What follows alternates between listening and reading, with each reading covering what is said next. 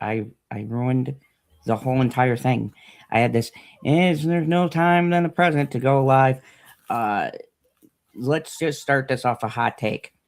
This fucking week sucked, and maybe it's because Maul was so great, but I'm just gonna say it. The boys wasn't as egregious, but I've got a bone to pick with Invincible. I know why they ended it the way that they did. Why do you want to start there? I'm going to start there because I'm going to go with the most disappointing and then work my way to the best one out of here. And I'm just going to call it. I feel like we might be on the same page here, but I think Daredevil was the winner this week out of these three. We are on the same page. So Invincible did a thing Game of Thrones did, and we were talking about this, but I want to go really in depth now that we're live. You might have to spoil some stuff for me.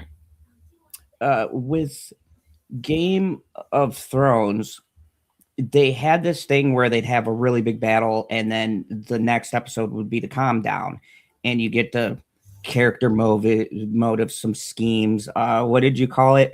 Should have been called Game of Schemes, where you would kind of set up. You would set up things for the next season, which there's nothing wrong with that. And there's very little changes from the comics. And I'll be honest, the stuff they changed this week, for instance, Debbie doesn't forgive Nolan right away. In the comics, it was ridiculous. And I'll admit it's a good change because she just kind of takes him back. So I like that they're showing, like, realistically, if someone genocided like 30,000 people, you wouldn't. I don't know. When he said that number, I was like, wait a second, didn't we like just tear through Chicago? We only killed 3,000 people. That was it. Yeah, the numbers too are straight from the comic, but I don't think they make much sense. I always had a gripe with that too. So that's a small thing, and that's a thing even in the source material. I'm like, did you really just kill 3,000 people? Because I kind of feel like the way you drew it, there were a lot more. In my mind, I feel like that's something that you don't have to give an exact number about. Like when he's talking to Cecil and he says, well, how about you do that 3,000? I don't remember the exact number, but he gives him an exact number how many times he needs to almost die in order to bring it back. I was like, we could have just said thousands. Would have been good. Because then we don't know. Maybe it's 2,000, maybe it's 20,000. I don't know. Now, here's the thing. I told you with Conquest, they shorten the battle and stuff. This, to me, is a reason to piss people off, and it's going to really shock you because I've been saying for a week now, I've been dying for slowing down and the dialogue stuff. But in this case, I thought this was the completely wrong way to go about this, and it was a terrible cutoff point because they leave them on the cliffhanger that, like, now the Viltrumites are among us, but they cut out a very important thing, and it's a massive change. In the comics, Thragg turns himself in so that the coalition doesn't know about the other Viltrumites, or he's kind of like the trophy, so they stop looking. And it kind of slows down their progress. And I don't know if, because he just fucks off. So maybe they're going to show that in the next season. They could have, but it leaves people going, well, how come no one thought of that? Or how come it's very brushed over. And in the comic books, they more do a thorough search. Also, too, when Thragg talks to Mark, and I heard someone reviewing this, in the comics, he's with Nolan, which... Yeah, I've seen that comic panel. Which is a weird change because it's important because they're both in on it, and Nolan kind of gives a backup, and then this plays a lot to what's going to happen with Alan and knowing about the virus. So it's a rejigger that really kind of affects a lot of rocks. Okay, I gotta ask. So, are we still following the comic? Like, this is what happens: they destroy Viltrum, and all the Viltrumites go to Earth. Yeah, and this is where we're going to get that scene. Probably, and then they just disappear. Yeah, they disappear into Earth. And throughout the next season, I suppose, or the next run, you see it starts being perspectives. So you does that actually mean that the battle that we had was the Viltrumite War? That was the Viltrumite War? yes, Because they made it seem like the Viltrumite War went on and on and on. Like, I thought the whole next season was going to be Viltrumite War, but how could it be if they're just hanging out, playing Nintendo? Well, here's the thing. It's kind of in phases. It will come back up again. There will be a disagreement that happens, and there is a spectacular, and I imagine they're not going to cut it out. Final battle between Thragg and Mark.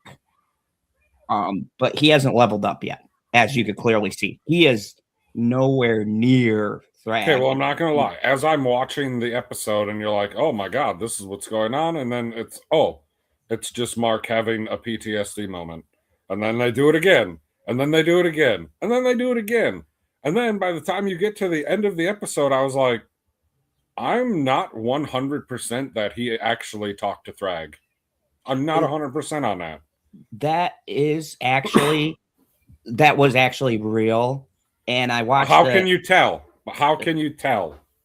Because it's not like every time he closed his eyes and he looked, Thragg wasn't there. The vision was gone. When they did the last one where he closed his eyes and Thragg was still there, that means his worst fear.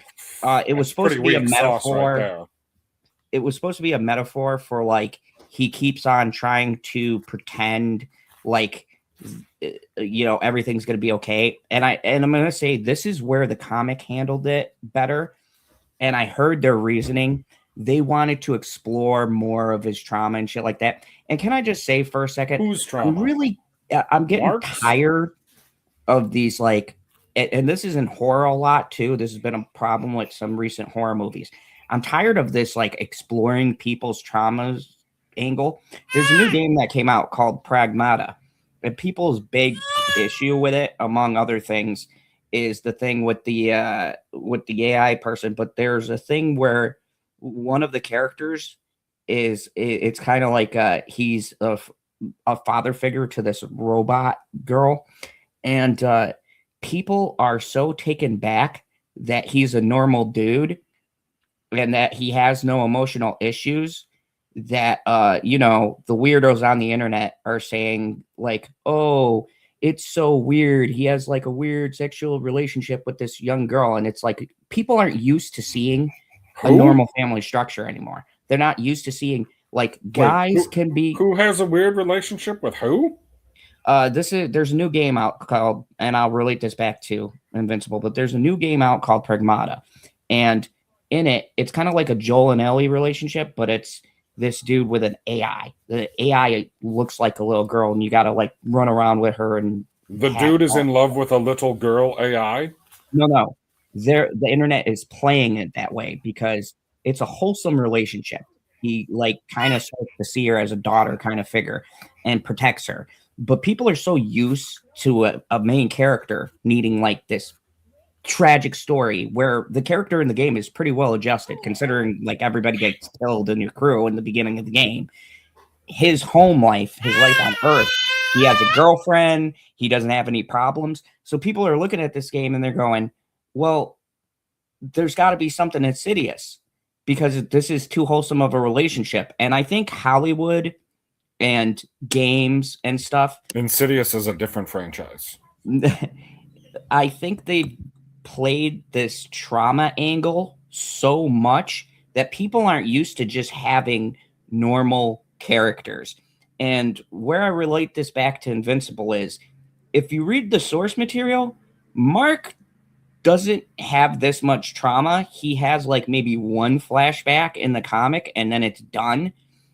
And I hate sometimes where they get into this really artistic thing and they're like, well, we're going to now show you his inner turmoil.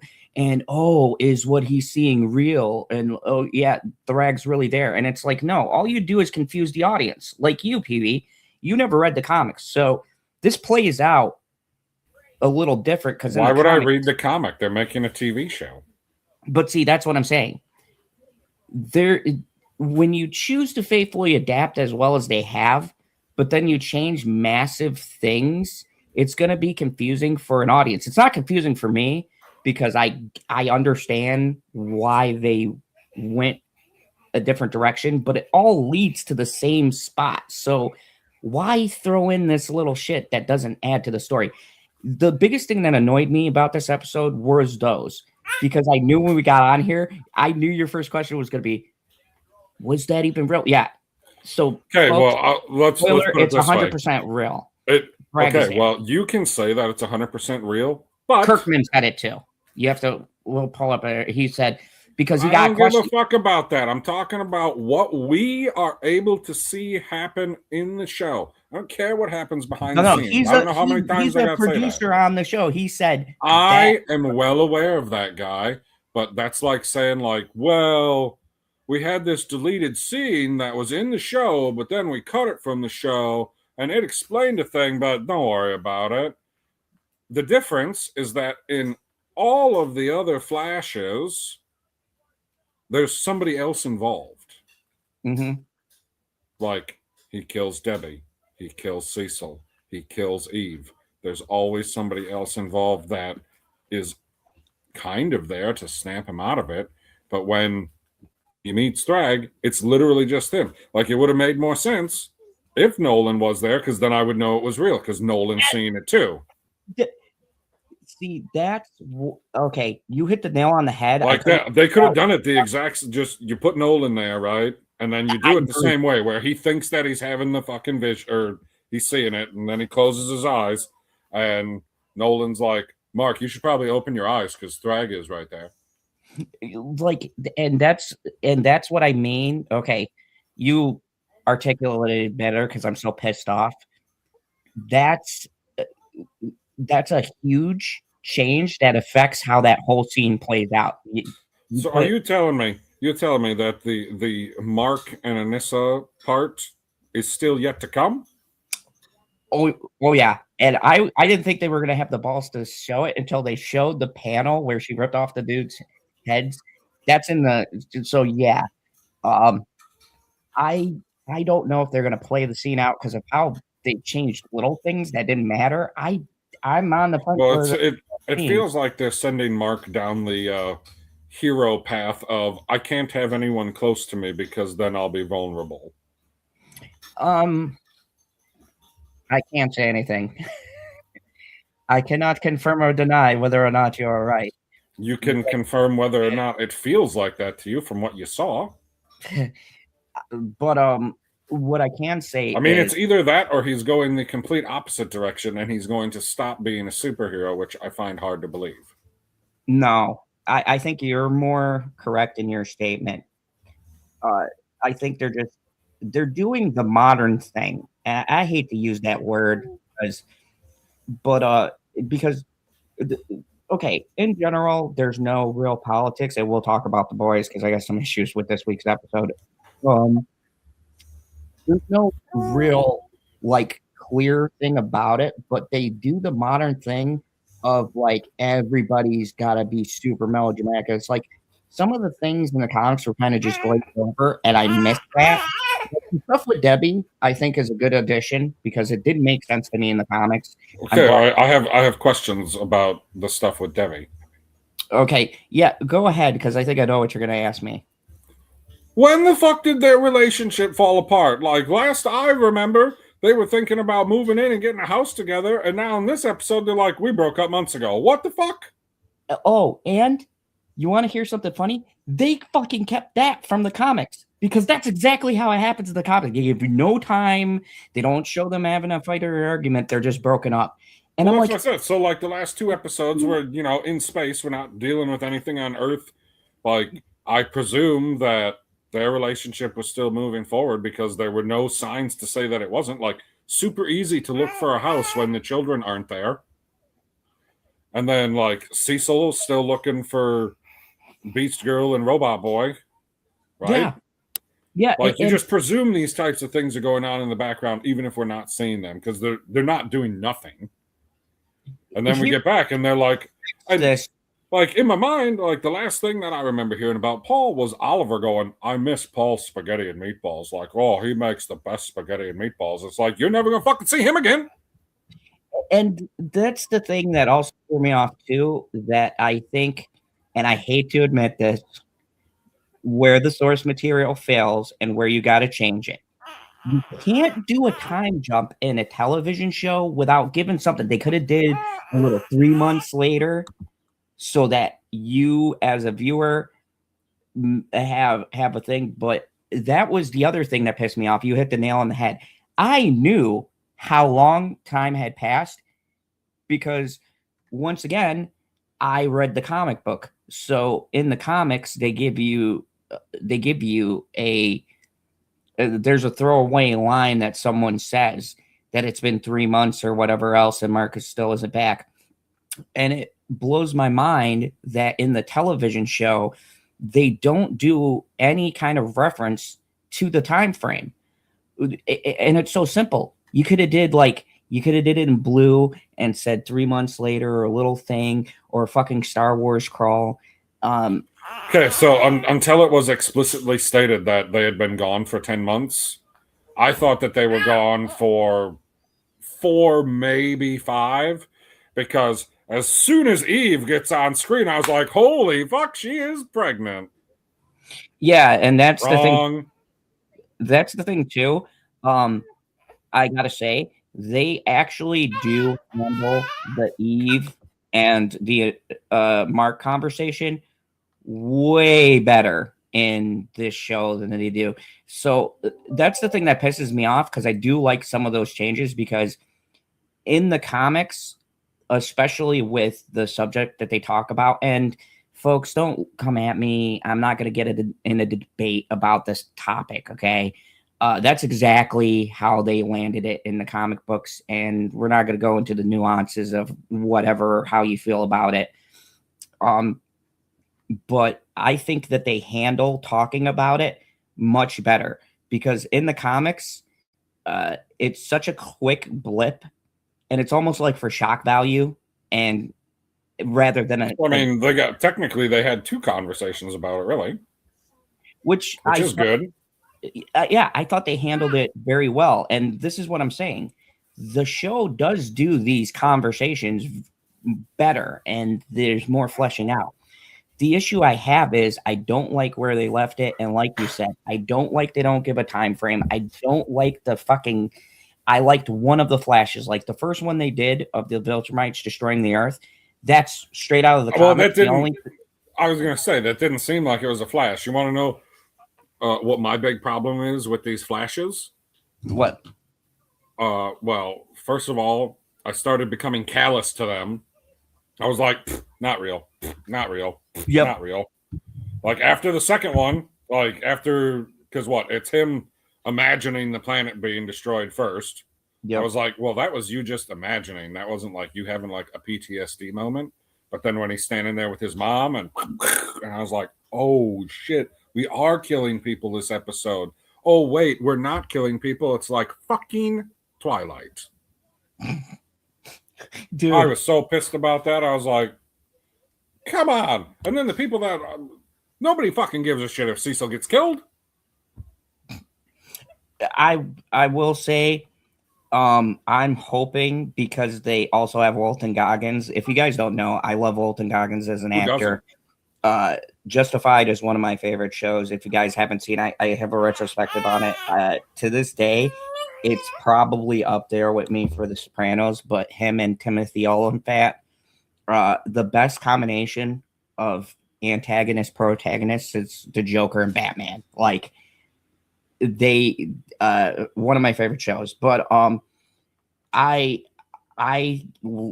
could tell you, Cecil's death is going to make a lot of people sad, and I'm sure it's not a fucking spoiler. I mean, come on, folks, let's be real. He's a shady government agent. If you think he's gonna make it to the end, and I hate to be the one to piss in your bowl of Wheaties, but I can't tell you he goes out like a badass though.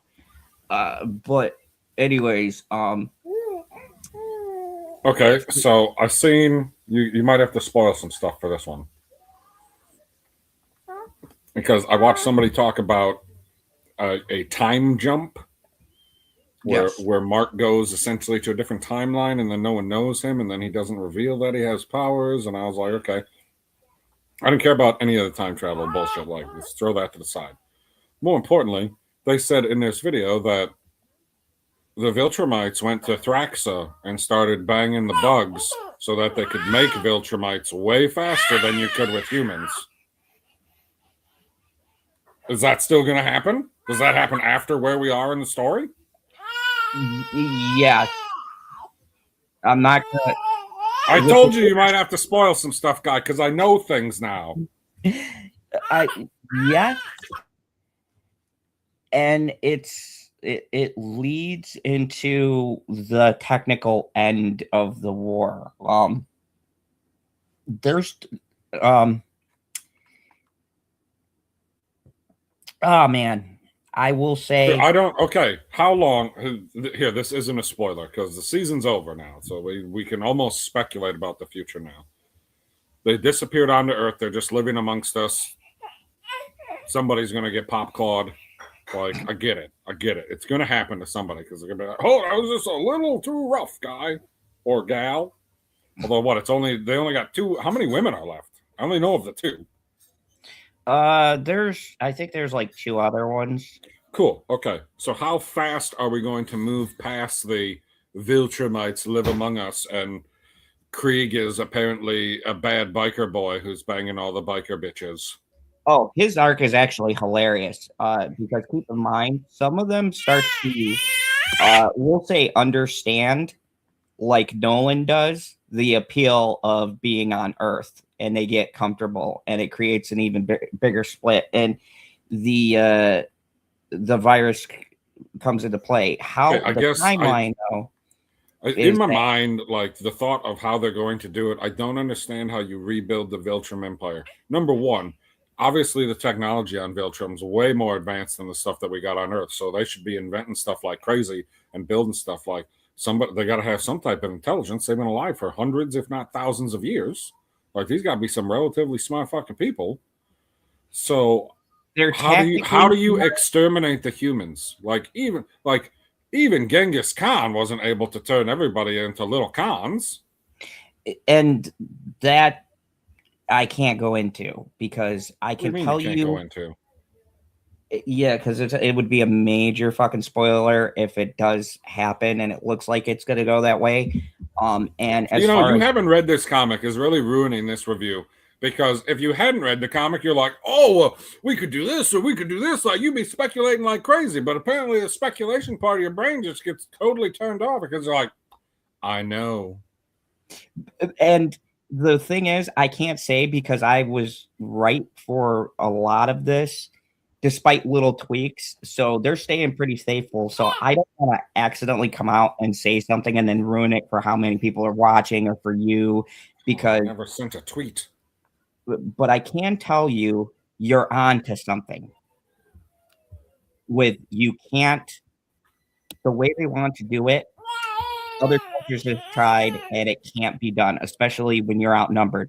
And also you have to keep in mind, the Viltrumites were never in a society different than their own.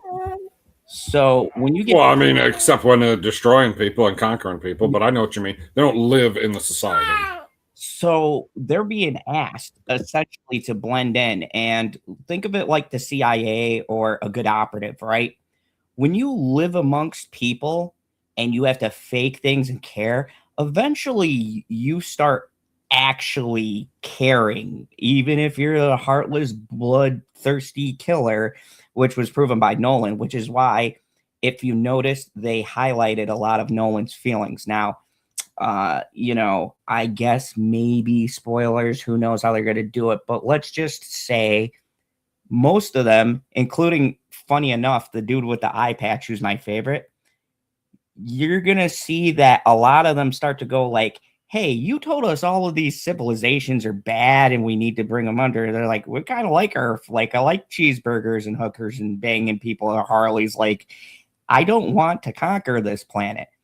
And you're going to kind of notice that his plan makes sense and it's smart, but he doesn't take into account of, there's still a variation of humans. They still have emotional needs, and you can't be with people and faking it that hard without having kind of a Yeah, I know that guy. That's why it's a huge problem that we're so close in biology to them, because apparently that means the virus can kill all of us. Spoiler alert. Yeah, so that's quite the non-cliffhanger, because I'm not gonna lie, if I was Alan, I would just destroy it because I'm not evil. Which makes me think, like, is there, they call him the betrayer, right? Yep. But was it meant to be on purpose? Was he destroying all of them so that he would be the last Viltrumite and he could conquer the entire fucking universe? Because he was leading all the planets. Like, he's evil. Thetis is evil. Yeah, I can't go. I can't get into spoilers, but you're exactly correct, and that's the last twist to the show. Goddamn. You know what? Actually, I now see your problem with something sticking close to the source material. Because people ask me and they're like, well, what do you think? And I go, I could tell you what you think, but if you want me to ruin the next season for you, or the next couple. And here's the thing that sucks the most about this is that the stuff that they changed, which was my big issue, some of it I thought was necessary. And then some of it was just like, we got to the same place anyways. So I don't know if you feel this way. Well, you don't have the background that I do. Say you read the comics, right? Would you feel annoyed if they change all of this stuff, but it still leads exactly to the same place, and you're sitting there going, why did you take out something so big, even though you were going to go to the same spot in the story? You get what I'm saying? Like the thing with Nolan. What? And I think you can agree with me. It confused you. So what is the point of doing that? Like, why? Okay, PB, let me ask you. Yes. Not having Nolan there, right? I feel like that is a very big, stupid, bad change. Because, like, for you, it confused the scene. I mean, I wasn't necessarily confused. Like, I seen what was happening. Like, it makes it more confusing. And I don't know if that's what they were, according to what I saw in an interview thing or the extras, they were saying they wanted people. You see this comment? Yes, I did. Your woman says, I think it's your turn to breastfeed, PB. I'm sure she means it in not the exciting way, but it's yummy. Oh, Jesus Christ. So yeah, I'm probably gonna shock you because I shocked myself. Dude, they didn't. I don't. What was the point? And this number popped. So Eve tells him to go for a flight just to fucking fly around the planet, whatever. Like, I know how big Earth is, and he's not like moving particularly fast. How did he just happened upon where Thragg was floating in the sky? Once again, huge. Once again, and when he came back to Earth, the first place he goes is some random city. He doesn't go to Eve's house first or his mom's house first. Those are the only two options to go to first, and he's just flying around town like, oh, I thought that this was blown up, but it was a dream. And this is what I'm talking about, because did that also happen in the comics? No, actually, they converse in the spot where Nolan beat him. No, I'm saying in the comics, when Mark comes back to Earth, does he not check on his family and his girlfriend immediately? Oh, no, he goes there immediately. They extended it. No, the first thing he does is go straight home. Well, then that makes it stupid. You see why I said, I have a lot to say? Because the parts they cut made logical sense in this case to put them in and not be fucking artistic. And I don't know if they were padding out the time. But I'm just gonna say it. I'm probably gonna shock everyone because I was super high on the last episode. 6. I did not like this. I'm at a 6. You didn't like it, but you're still giving it a 6. Because of the changes I did like, slightly kept it for me from falling to a 5. I love the Debbie conversation, and I thought that they handled the stuff with Eve very appropriately considering what they're talking about. I thought that was an excellent conversation. Well, that was the best part of the episode, I would say. Yeah, and for those emotional moments, I mean, you know what? Nah, fuck it. The more you talk with me, the more I'm pissed off. 5. I really fucking hated this episode. I thought it was and terrible. It was a season finale. I thought it was the worst way to end because you're going to piss off a lot of people because Invincible hasn't ended on like a Melly Collin kind of thing. I think one season did, but it was split. I felt like a lot of this, they padded it out with useless stuff. The stuff they took out really does affect placement of characters and who knows what.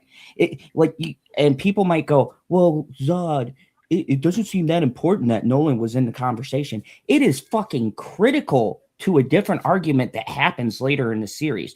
It's like in The Last of Us, the show, when they put Dina there. That was important because Joel's name getting said, it was a good change because Joel's name getting said made sense. And I showed you the clip. It didn't make sense. He gave all of his information out. That was a good change because putting somebody there who says his name fixes a problem. This is the inverse. When you take out a character who, one, can say, hey, Mark, you're not fucking hallucinating. Let's get on the ball. Fucking Thragg's here. And they have a conversation, and Nolan is in the know about Thragg being on Earth, which is critical to arguments and discussions that happen later between him and Alan. Taking him out of this scene means you got to create more scenes to justify, like, he's got to have a separate conversation and you're breaking shit up into a separate scene that doesn't need to be there. And this has been my issue. And I think me and PB have talked about this. This has been my issue with Invincible. Not that the show is bad or that the scenes don't work, but the way they place them in the season have been terrible. This episode, honestly, I feel like could have been a part of last week's episode, if we're being truthful. Honestly, I think the cutoff should have been last week's episode and this clipped on the edge.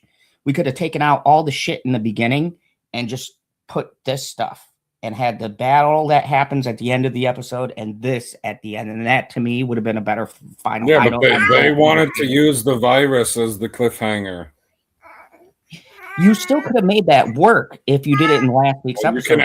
You can add it anywhere. Like he was doing he wasn't like doing the job, but he was appointed to the job in the last episode, and he could have got that little tablet with the video on it immediately. I mean, like, oh shit. And you could have even had it as an end credit scene. And then when he's dealing with all of these people and he's like, fuck man, I hate doing this shit. I already got a lot on my mind. Well, yeah, you got a lot on your mind because they just told you to kill everyone on Earth. Like, and all of that stuff was good. It's just now so disappointing. If they say that it's supposed to kill the Viltrumites and anything close to them, does that mean it's anything that they can breed with? So, like, the virus would take out all the bugs on Thrax too? No, only people genetically close to their DNA. You got to be pretty genetically close to breed with someone, don't you? Well, like I don't think you can breed a dog with a turtle. That I don't want to get into in case they tell the reasons why Nolan's other son worked out. And I don't want to get into the science because the book really doesn't. That's the comic book thing where you just kind of gotta let things go because comic book. But no, I found this episode incredibly disappointing, and I this might be a hot take. Well, the episode is underwhelming, especially when you compare it to the previous episode. Or to the show that ruined this week for me, which we knew it would, Mall Shadow Lord. Like, man, I feel like that ruined a lot of the enjoyment that I would have gotten or what I would have given leeway to. But I said it was going to depend on finals. And I'm going to be honest with you, this one single episode, like I said, this dragged the rest of the season down for me. I wouldn't say that this drug anything down for me, but I was definitely underwhelmed. Well, because like I was sitting here totally engaged in it the whole time. But then once you get to the end, I don't want to be sitting here with a whole bunch of questions that are negative questions, not just regular speculation. Like weird choices are made. And you know, I feel like I'm not alone because I also saw that a lot of people were disappointed. But yeah, for me, especially because, like I said, I'm not opposed. I told you I like a lot of changes they've done in this show. I think it adds something, which is good. You don't have to stick to the fucking source material because then I can predict everything. But what I hate is when you change something so pivotal, and they made that mistake at the end of this episode. It was a terrible choice to just switch the characters around like that. And I get the creative decision behind it, but it was fucking stupid. Especially if you're going to play the whole what's real, what's not. Then at the end, you got to give an audience confirmation. And for me, you summed it up perfectly when you said, was he there? Was he not? Well, yeah, he was. And even the creator said, yeah, he was. And the after thing or whatever, because he knew. I shouldn't have to read other things to know what's going on. Yeah, exactly. Or you should know by the episode. You shouldn't have someone come out and be like, well, we wanted to get more into his headspace. And it's like, we've been doing this trauma thing since the fucking first season. People get it. Mark is fucking broken, more broken now than he's ever been. And he'll be even more broken. Literally and figuratively. But yeah, this episode's a 5. I fucking hated it, and this might have dragged down the entire season because just before you didn't like it, and it was a 6, and then you talked we talked you down to a 5, and now you hate it, and it's still a 5. Yeah, because anything lower would say that the show sucks, and quality-wise, the episode is great. You know, I know the fucking people the animation is fine. I did not think that the animation was very good in this episode. I don't know. Like there were just certain points where it was sticking out, and I was like when him and Eve were in the bedroom talking. Oh yeah. Only the lips are moving. Yep. I was like, okay, lots of shows just do the lips moving because do little eye movements too. But like just looking at how the characters were drawn at that moment, I was like, oh gosh, I didn't realize it was so blocky. Yeah, I did. Yeah, I'm still at a 5 though, because there were enough things that I like, but the ending really pissed me off and left a bad taste in my mouth because logistically it didn't make. It's kind of like the I feel like you today. I caught a very bad technical thing. This is technical. This breaks certain things in the stories, or it makes us have to have extra scenes so that the story makes sense. Because now you got to do an extra scene of him and Nolan talking about fucking Thragg being on Earth. And I hope they don't do a thing where they're like, he doesn't tell him and then he finds out to try to create drama. Because I'm quite certain that's what's going. He's not telling anybody that they're there. Yeah. We need to stop talking about it. I don't want to be unfair and say 4, but because now I don't think you could go that low. I mean, I'm gonna go 5. I was at a 7 until we started talking about it, and you talked me down to 6. Yeah, see, I was with a 6. We only dropped 1 point from each other, but I mean, it just sucks that the show was like banging around the top, and then. Yeah, it was it's not bad, and you still should watch it. Like it wasn't bad, but it wasn't good.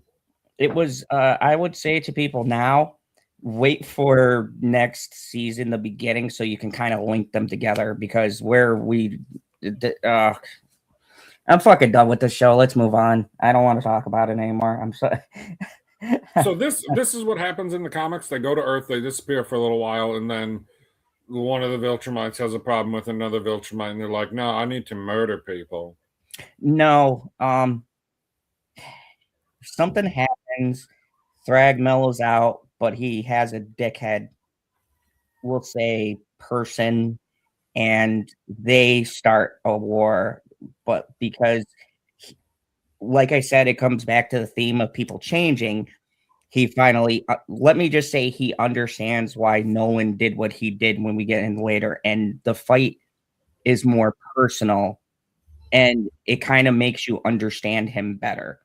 I'm not going to say he becomes sympathetic. He's still a fucking monster, but something happens where he has a epiphany. And let's just say him and Nolan's reasonings become a lot closer. But unlike Nolan, he takes a different approach to how he deals with a situation. And I'll leave it at that. But we'll just say the Viltrumites are busy in this. They're really busy. Lots of people. I don't know how many sex scenes they're going to do next year, but lots of people are getting it on. And dude, you're going to love the dude with the eye patch, because my man is like. I mean, I already like Kree in the sense of he's a good character, not in like he's a good person. Oh no. And it's so funny to see him, because keep in mind, and people are going to probably forget, like go back through, you'll see he's the most stern.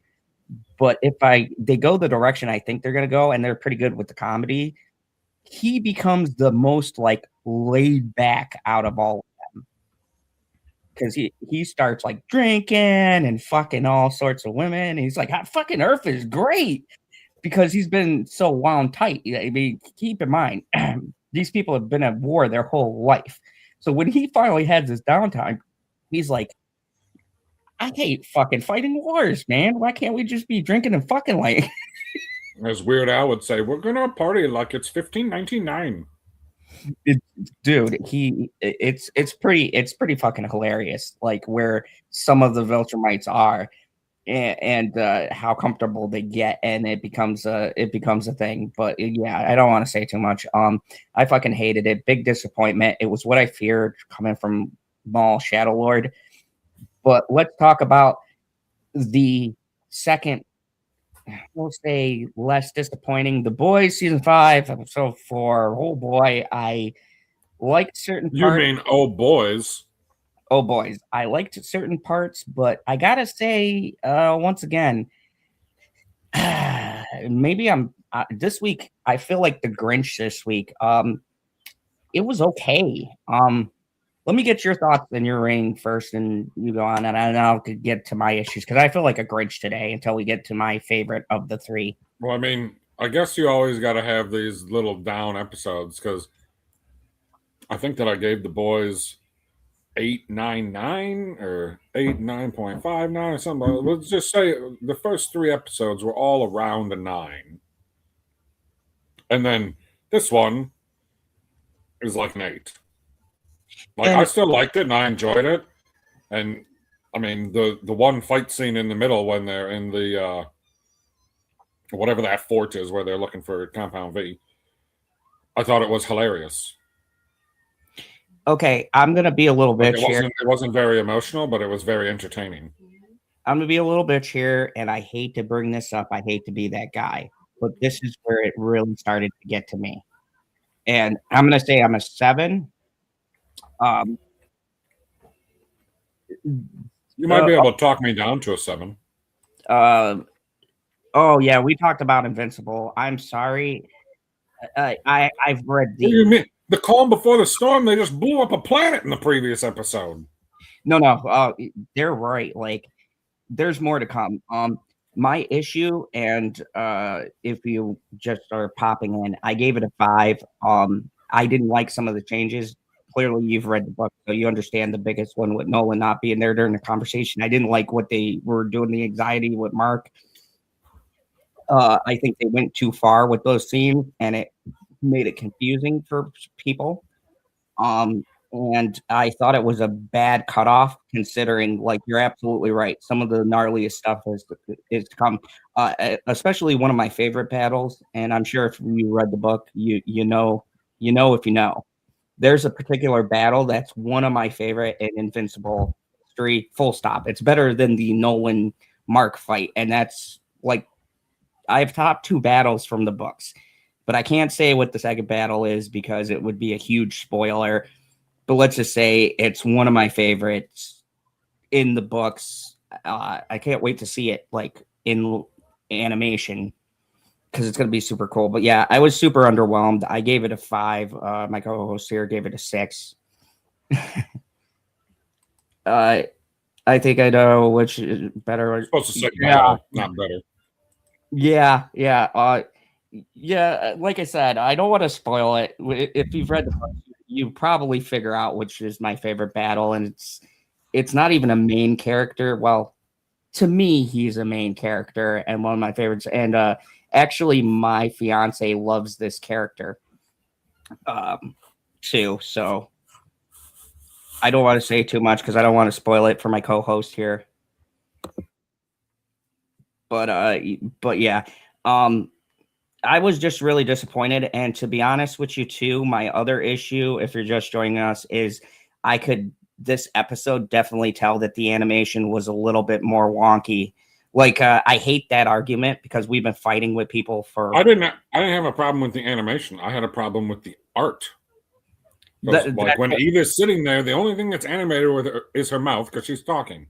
The animation of that scene was fine.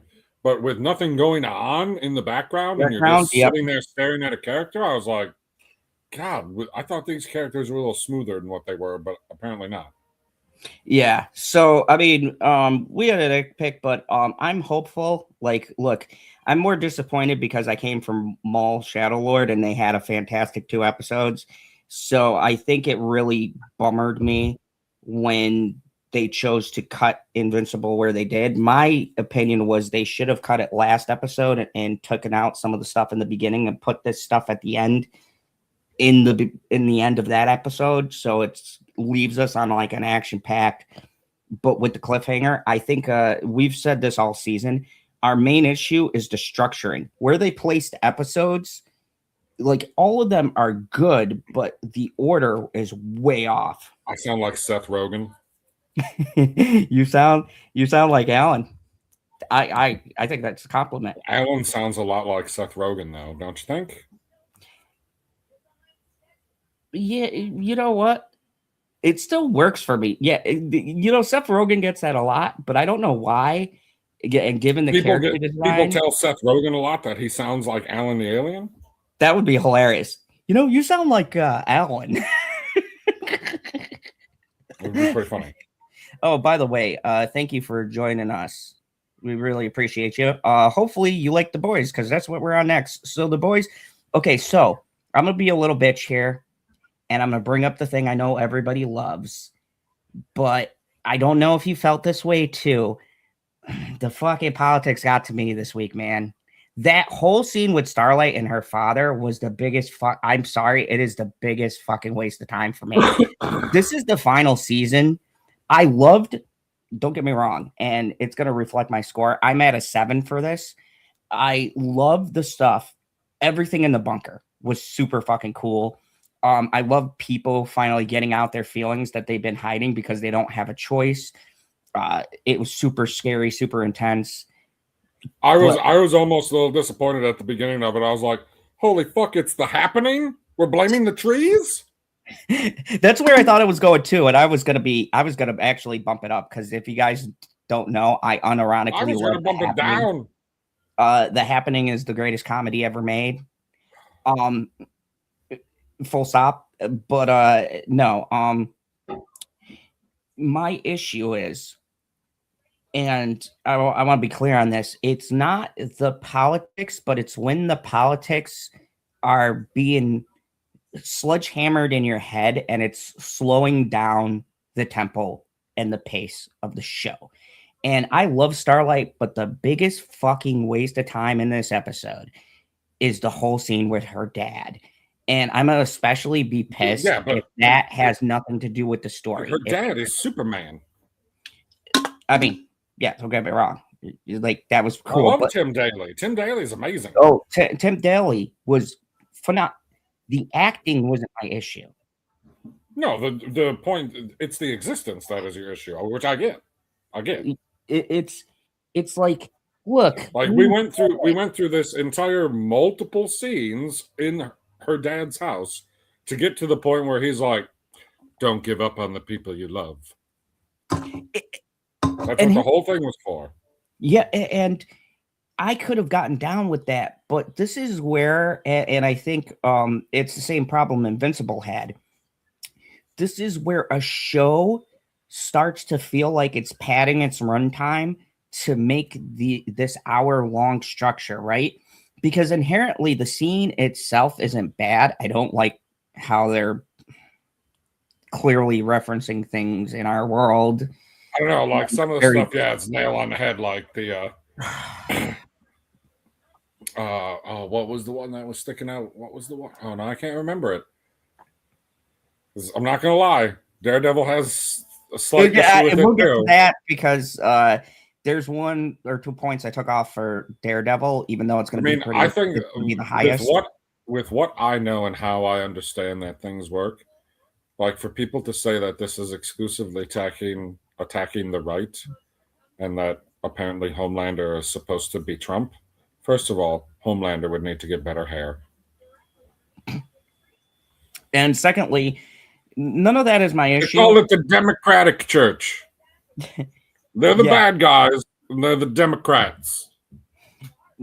My issue is like, I see it's trying to do a balance thing, but even with that, but I mean, even with that, I still have an issue because, like I said, I don't care about very ham-fisted and poorly. That's for sure. Yes, I don't care if you're attacking one side or the other. The fact that the things they're doing actively slows down the pace of the show is my issue. It's like, did we really need that scene? Now, the scene with her fucking the church guy, fucking like, I was laughing my ass off. Dude, that was fucking hilarious. And I love when he was like, did that bitch tell you? So the black dude, what else? What do I know the black dude from? Like, he's very familiar to me. I haven't looked it up. Yeah, he's a great actor. I forgot but yeah, I know him from somewhere, but I seen him in something else. He's a really good actor. And I think I like, and this is the complex part. He's supposed to be like Black Bolt. Yeah, kind of. He's a reference to that with the Sonic Scream thing. Yeah, he's a knockoff Black Bolt. I think he was a little bit more racistly named in the comics, so that was a good chance. Of Oh Father. Yeah, but my issue with this is whether they were talking the right or the left side, they were it was too on the nose, man. And it was to a point that literally it slowed down the whole scene, where that conversation with Starlight could have been like 2 minutes. And the whole lead up to Homelander and the church thing, that conversation in the Seven's headquarters with all of them at the table, that there was some funny stuff, but that could have been short. They didn't know that he just dug them a hole to break out of the camp. Now the guy's working for him. Yeah, I don't remember his name. The Digger, Worm Eater, but yeah, whatever. Worm. That's right. They call him Worm. Worm. Yeah. Yeah. That's what I'm saying. Where I'm saying I'm at a. I definitely didn't expect to see him there. Yeah, it was. Because what, he's supposed to be the new version of the writer-director guy that Ashley was banging in season 1 or 2 or whenever that was. Yeah. Yeah, because they did mention it in the first episode. He was a writer. But yeah, and that's another issue once again, and it's the same problem Invincible has too. My other big issue with this is the logistics of everything. They're doing that thing where there's certain people in places and you're like, whoa, how did you get here? Why? Like, I don't need a whole scene explaining it, just a quick line or something. I'll And tell then you the which stuff, one the one that made the least sense to me was, okay, I understand that the boys park far away so that you don't see, like, I assume Homelander's got very good vision, so he can see pretty far.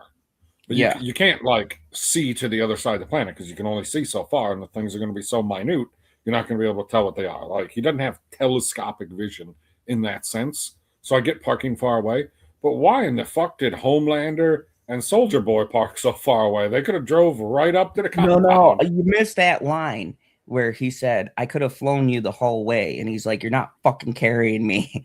Yeah, I know he said that, but a car moves faster than them walking. They could have drove. And see, that was the one I was clear on. So did they fly halfway or did they drive? Because they never cleared that up. Maybe I I have missed no. it. I mean, in my mind, I it took it makes it as they flew and then they stopped and they walked because well, that Soldier Boy would was. be that would why if you're going to carry somebody from, let's say, New York City to the middle of Pennsylvania, what's that like 200-300 miles? It's like you can carry me 298 miles, but them last two, I'm walking those two. That doesn't make any sense, guy.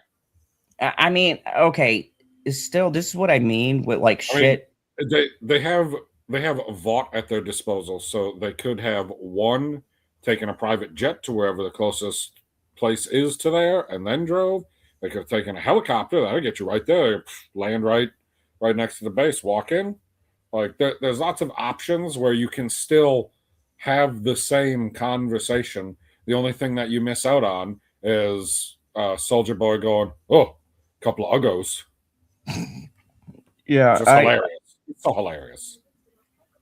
I, it, it was just, it was just little stuff like that that really took me out of it, and the politics were noticeable on both fronts. So, people saying, "Oh, this is a left leaning show," no, but at the Okay, well, same time, I don't.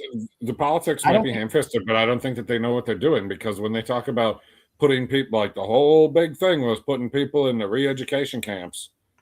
That is not a thing that the right came up with, at least in America. That is a thing that the left wanted to do to the right. Like we got to get these people educated properly because they don't think that Obama's the Messiah, and we got to fix that.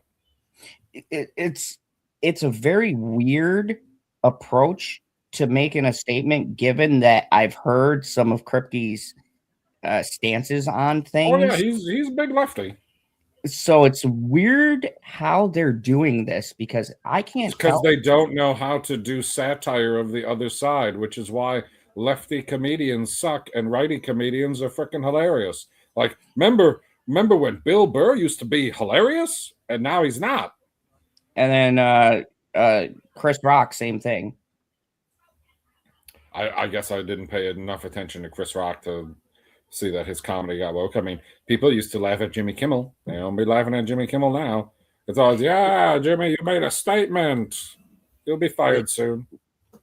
it's it's just it's one of these things where I'm hoping, and I said this when we first started. I have faith in Eric Kripke, still do, and this episode's a 7 for me. Just so people know, I still enjoyed most of it, but I can see I don't things know. It's bleeding like in. it's like a mid-season dip episode. I mean, it's the same where You know what's fucking lots hilarious? of people were rating Invincible episode 4 down because it had nothing to do with the story and they just went to hell. Like it's that mid-season dip. Here's the funny thing, though, which shows you how terrible Grace is as a reviewer. She says it gets better Yeah. from 4 on, and I'm like, what are we watching? She said the first 3 episodes were The slow and weren't boys? good. Yeah, I swear to God, she said the first 3 episodes are hard to get through, but once you get into 4, that's when it really kicks up. And I'm like, are these reviewers watching the same things we watch? Like, where the fuck are you pulling this shit out of your ass from? Because for me, the first 3 episodes were like, all right, here we go. We're back. We're not fucking around. This to me we got felt like 8 episodes, gas pedal down. yeah. So it felt like they weren't fucking like they were full bore. And then you like I get now how the Invincible people feel because I didn't think for I love And for there was no Stan Edgar in this episode. Where'd he go? That's the other thing too. It's like see the more we talk about it, but this one it's still at a solid 7. There's not as much disappointment as Invincible. Right, it's good, but it's good. It's not great how it has been for the start of the season. That's my issue is that we have the inverse problem. Remember how last season those first 3 episodes were fucking so hard to get to. Then you got to 4 and the switch up happens when they get on that farm with the and you're like, oh, okay, we're back. We're done with the stupid political bullshit that they're putting in the beginning very obviously. This one, it's like I'm hoping this is just our dip because I'm like, please don't start leaning into this re-education and it's how much time are we going to waste on it? It's not even that I care about what's being messaged. Just so you guys know, because I don't want people come at me with their politics in the comments. I don't give a flying fuck one way or the other. That's not my issue. It's story structure. If you guys don't know, I write, and structure is important. And even if you throw in stuff like this, it needs to move the story forward. And nothing in the Starlight section besides the last act where the guy comes and everything, that stuff was all good. But the first half and the thing with the kid and everything else, it all could have been shortened down. This could have been a shorter, tighter episode. This definitely could have been under 51 minutes. Like we could have added something somewhere else, so you ain't got to necessarily shorten the episode. Yeah, that's what I mean. Like I got to see next week's episode to see where we go. Because then I still don't entirely understand how Homelander was able to break out. With the way that the door opened, it was kind of dumb. Okay, so I wasn't the only one who noticed. That was the first mechanical problem I actually picked up on. I was gonna say in the things that I least liked. You fucking took it. Thanks a lot. But it doesn't make any. But the way that the door closes, I don't know exactly how the seal works, but I assume that there were. I do because they're on ships. Right. So there's multiple pistons that go all the way around that go out as you spin the wheel. Okay. Yes. So I get that. So how is it that when he busts the door open, none of the framing around it is cracked or pushed out or anything? It's just.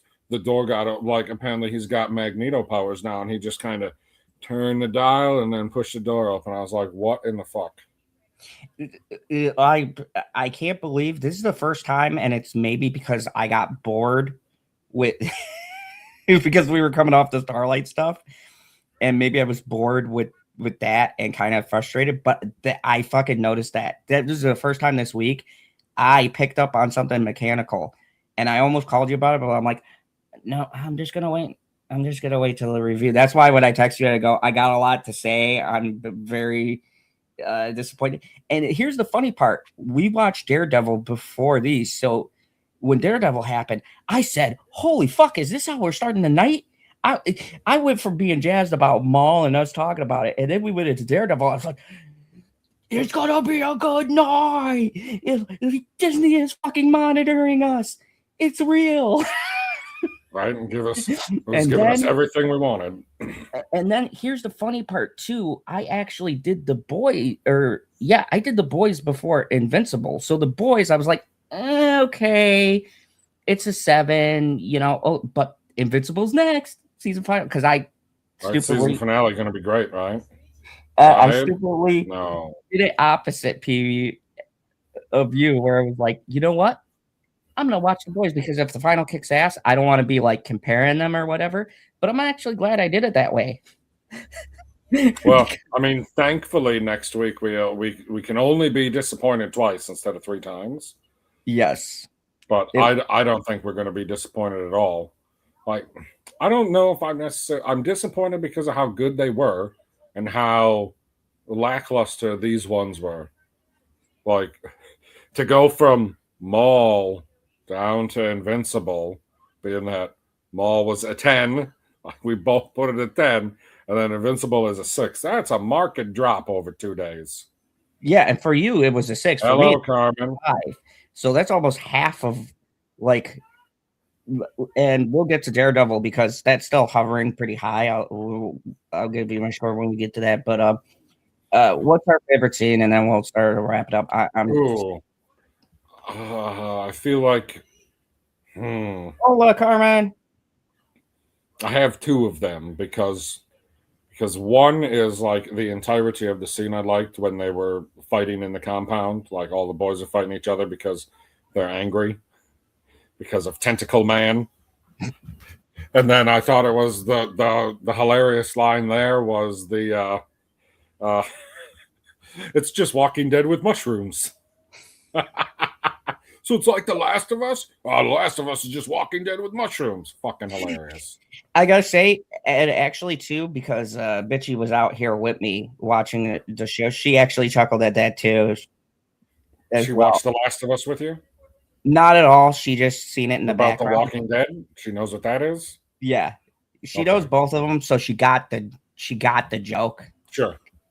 Without having to watch it, which is, again, and this is what pisses me off about the show. They could be so fucking great with the comedy, like, and hit it perfect when they stay in the realm of what they're good at. But the biggest issue is that a lot of the scenes where they're trying to put their stamp on their ideas of certain things is when they slow the pace down. And I feel like I got to specify this every time I talk. It's nothing to do with politics. It's to do with the structure of a story.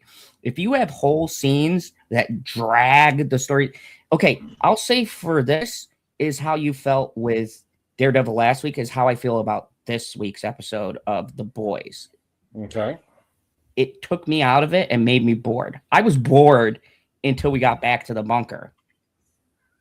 And it sucks because even I can recognize the conversations, especially with Starlight and her dad, and we both like the actor. They're good. They're well acted, but what they're saying is horse shit. It's just like, that's not how that works. That, like, no, I don't want to get into it because it starts a big thing, but it just, I don't know. Starlight's dad does seem to have a little bit of a type. Like, that woman was very much like Annie's mom. Yes, which was a nice little neat thing. I mean, I was not expecting her to be as warm. Well, inviting. Like, yeah. We want you to stay. Can you, I'm making stroganoff. Well, it's actually hamburger helper, but it's stroganoff flavored. And then the guy said, you better be gone within an hour. She hadn't even started cooking dinner at that point. I know how long it takes to make hamburger helper. I know how long it takes to eat hamburger helper. And then you're having a freaking Midwest goodbye where we got to have a conversation as we're walking out the door. She was definitely there more than an hour. And the thing that pissed me off too was I understand teenagers being little shits or whatever, but they do the thing that I hate that television shows do, where they have the overly like, I hate you, I hate everything. And then that's not what annoyed me.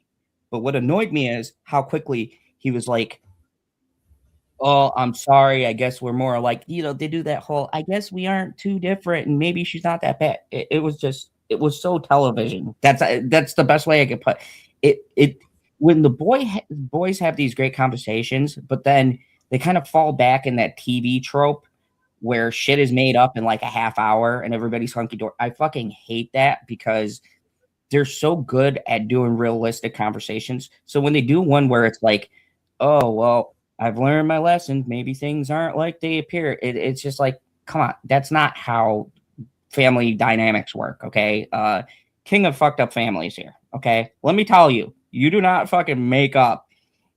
I have family members that I haven't talked to some family members in like 10 years, okay? So, I mean, it really pisses me off because I'm like, you're so realistic and you're so good at showing all of this other stuff and fucking nailing it. And I'm sorry, I'm glad if you had that upbringing, but as somebody who's had fucked up family members, I can tell you the one conversation over stroganoff does not fix like 10 years of this person not knowing you or 20 calling the years. fucking authorities on you. So it was just, oh man, it was such bullshit. Well, I don't. it was the brother who that. called the authorities, That's which what I'm that saying. made sense. I hated that Okay, character. so not gonna lie, when we're sitting here watching it, and he's like, "You got to knock on his door before you go in." I was like, "Whoa, whoa, a boy of a certain age, that's fair." And then she opens the door, and you see all of the posters on the wall, and immediately they have to make sure. Oh, your picture was never up there. Bullshit if it wasn't. He jerked it to his sister. Which is especially when she had the costume change. Come on. It was not underwhelming, but it was whelming. That's why I'm at a 7. It was a very whelming episode. Okay, and the other scene that I liked very, very much was the short one between Sister Sage and Soldier Boy. And she's like, "Well, we can't do everything in your contract." He's like, "Bullshit. This is what I had in 1984. Big bowl of cocaine." How could it be difficult for them to get a big bowl of cocaine? I mean, if you can get a baggie of cocaine into the White House, like, dude, they had that shrinking guy who was going in people's dick holes. They were covering that show. You can easily get Soldier Boy as much drugs as cocaine as he wants. Yeah, I was like, oh man, yeah, it was. I gotta be honest with you, PB. I'm having a hard time, really, because of the fact I was kind of like you, where I was checked out for a lot of this. Finding I'd have to pick the same scene just because it stuck out with me. The Last of Us reference was probably my favorite part, and it disappoints me. Like, that's probably my favorite part because I did not and that's the thing, folks. A rating is different from enjoyment. I could rate it a 7, but I gotta be honest, I didn't enjoy the episode as much as, like, say, last week's or something like that. My enjoyment of the episode is about probably at a 4. But as an episode, I would rate it a 7 fairly because everything's, well, see, the door thing too. You know what? Fuck it, 6. I'm going 6 because the door thing pissed me off.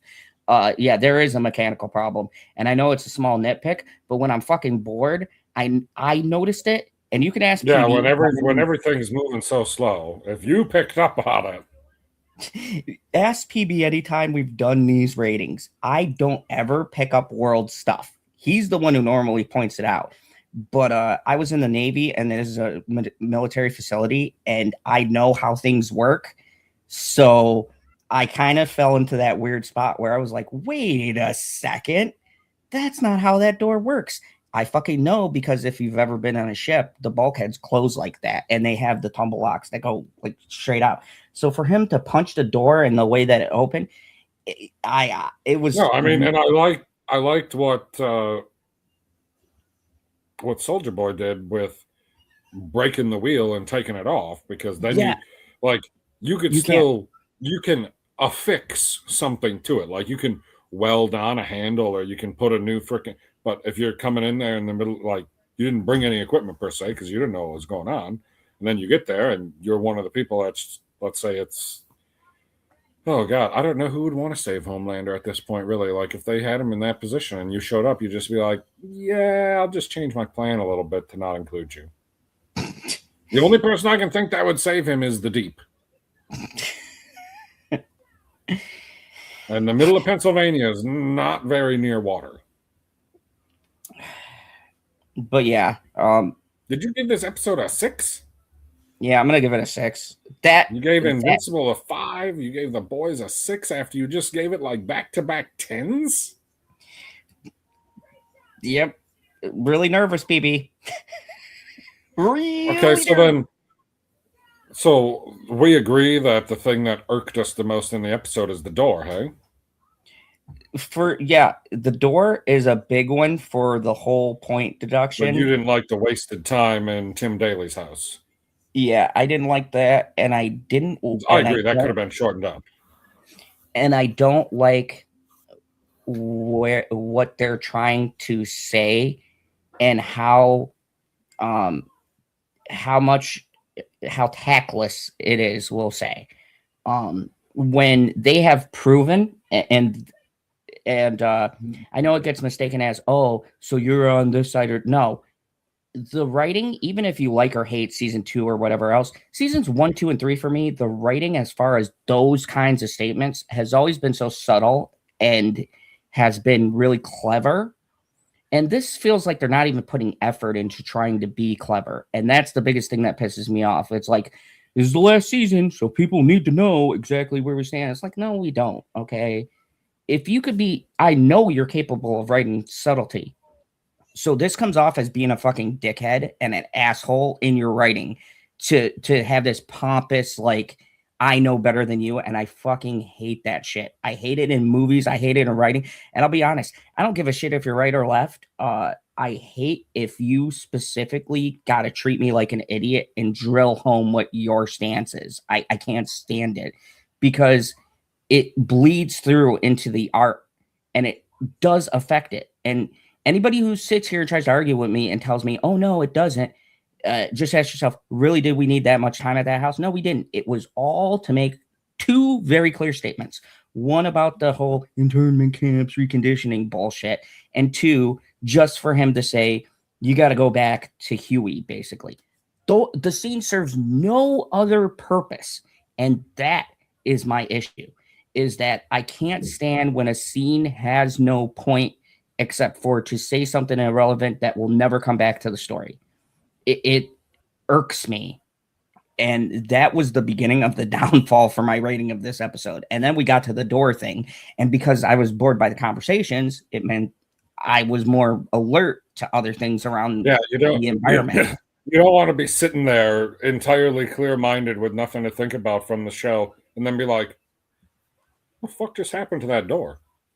Just creaks open? And that, I could even remember because I had to keep it down because I was watching it at like 2 a.m. I was like, no fucking way. Like, I literally out loud said, no fucking way. Right, after you just see how he's pounding on it, and it's like, okay, I've seen many a door scenes, right? Where people are pounding, like they just did a door scene at Stan Edgar's, and you see the metal denting in and denting in and denting in, and there's no fucking dent on this door at all, just swung open. Like, oh, maybe it wasn't, maybe it was barely, like he twisted that thing, and there was just a little bit of it that went out, like he didn't close it all the way, and he's like, oh, he just squeaked it past the metal. It's, you know, it's a little scratched up, but it's fine. It doesn't make any sense. Yeah, it was mind-boggling. And I know, like, people could criticize me on that because I know it's a tiny thing, but you got to understand, tiny things pile up when you're not enjoying something. And for me, I got to a point where I was fidgety and I almost thought about fast forwarding some of the scenes because I was just like, come on, fucking hurry up. And then I was like, oh, this is how PB felt on the last episode. Dude, did you see the comment? So when I posted the short on the channel for Daredevil not showing the escape from the church, did you? I went on there afterwards on my YouTube account and just to fuck around, I was like, oh, guy in the beard has a point. And somebody else watched it and read my comment, and they left like a massive paragraph. Oh, yeah. I had to scroll like 3 times to read all of it. And he's like, no, he doesn't have a point. Here's the first reason. Here's the second reason. Here's the third reason. And then he said something that was non-factual, and that was the only thing that I pulled out. I was like, no. Yeah, I read that, and I was like, I'm not even going to answer that because that's wild. Like, I understand because I defended the episode, and I'm there with you. But one thing I couldn't defend, and I even said, and it was the reason why I brought the score down a single point, was that the church scene, and even when I rewatched it, because I rewatched the episode, it doesn't make sense. And once again, you were in the predicament I was in today, where you noticed it because the action really wasn't moving you. So you were hyper Yeah, focused I on. mean, there wasn't a whole lot of action in the boys either. Like the most amount of action With is Yen. them fighting each other. Yeah. And to me, once again, Like it was like, you don't get any like you get Soldier Boy doing his chest burster weapon or whatever you want. I don't know if it has a name for it. But you don't get a big fight between like the closest you come to a super fight, let's call it a soup fight, was Kimiko and Butcher fighting for 20 seconds. yeah, and that too, and I can agree with one thing because the only thing that Grace And then said, he didn't use his tentacles. It was weird. yeah, yeah, the only thing that Grace said that made any sense in her review of the early episodes was there wasn't a lot of action past the first two episodes, and I do agree. It feels like they're saving the budget for the end of the, as they should.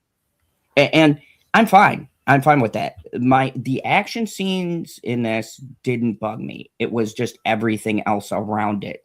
This would have worked if we shortened up those conversations, maybe put something different and got rid of that boardroom scene, because I did not enjoy that at all. I thought it was painfully obvious what they were getting to. And I like the concept. Like, look, I like the concept of a figure that's powerful seeing themselves as God. I like that whole, I'm interested to see where that's going. And I know it's probably going to piss off a lot of people. Like, look, I'm religious too, but it's just a fact. Like, people do use that as a weapon. And I like how they're exploring it. But, there's a but. Sorry. But once again, do we have to spend 15, 20 minutes with these stupid jokes and this whole back and forth and the Democratic Church of blah, blah, blah? It's like, come on, man. I see what you're doing here. Like, can we not? Can we not? Sorry, I feel like I have to sneeze. It's just not happening. Like, that's just my issue. I'm like, can we not? Can we do a show and there we go. either be subtle or don't say anything at all? Make a fucking show. So that's a concept that you like. You want to know a concept that I like? What? Saving 15%. On what? Oh, on a spectacular piece of art from moviepalette.com.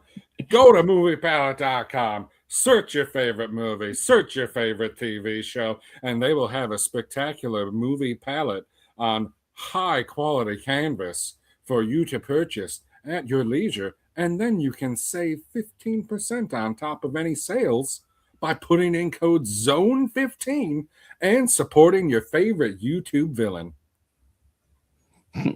Not guaranteed to arrive before Christmas. We skipped over that already?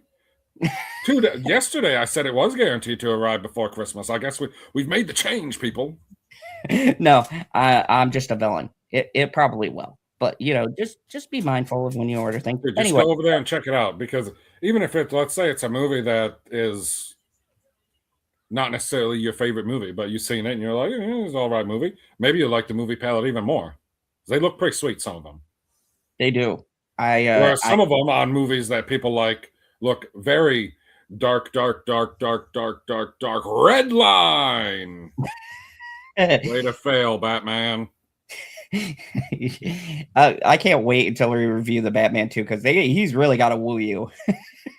Okay, so just hearing stuff down the grapevine and through the subreddits and things like this, the next Batman movie is going to be like a 10.5 from what I'm hearing. That's what I said too. I go, like, you gotta really F some stuff up in this movie for it not to be spectacular with all the people that they're gonna put in it. Like, it's gonna be good. It's gonna be good. And not to mention too, we were coming off of The Penguin. If you guys haven't, go watch our reviews. They're all on their live stream. Yeah, one of our favorite shows. Sounds like the unicorn needs a little General Zod time. Zod, you are needed. You are needed when you are done. We didn't even get to the last show yet. Yeah.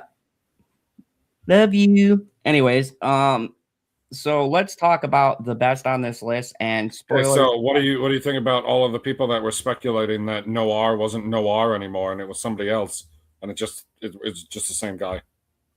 All that speculation in the trash, I thought was hilarious. Look, I'm sorry. This is gonna be longer than a half hour. Uh-oh. Can you not move the computer? Beautiful woman, come out here. Can she not do her makeup and you just turn the camera off when we talk? She sits in the chair when she does it. Yeah, I know. You don't have to sit in the chair with the camera off. You can sit right next to the chair. We just got to be able to hear you. Yeah, I might have to put on. Trying to come up with solutions here. Because, woo! Ah. There's someone who's not going to fail a Spider-Man Noir. Oh, so hyped for that. Anyways, my feelings are, that was not an issue I had.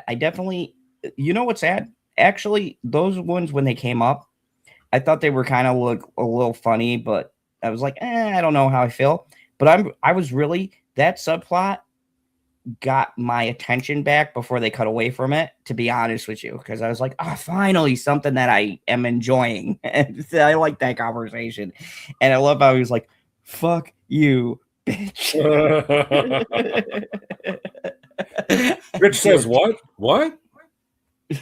So yeah, okay, that favorite scene. There we go. You have my favorite scene. Your favorite scene was the conversation between Deep and Noir. I mean, that scene blew my mind because he's sitting there eating sushi.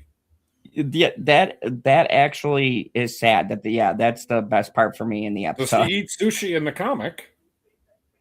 No, he's very different in the comic. He's also huger.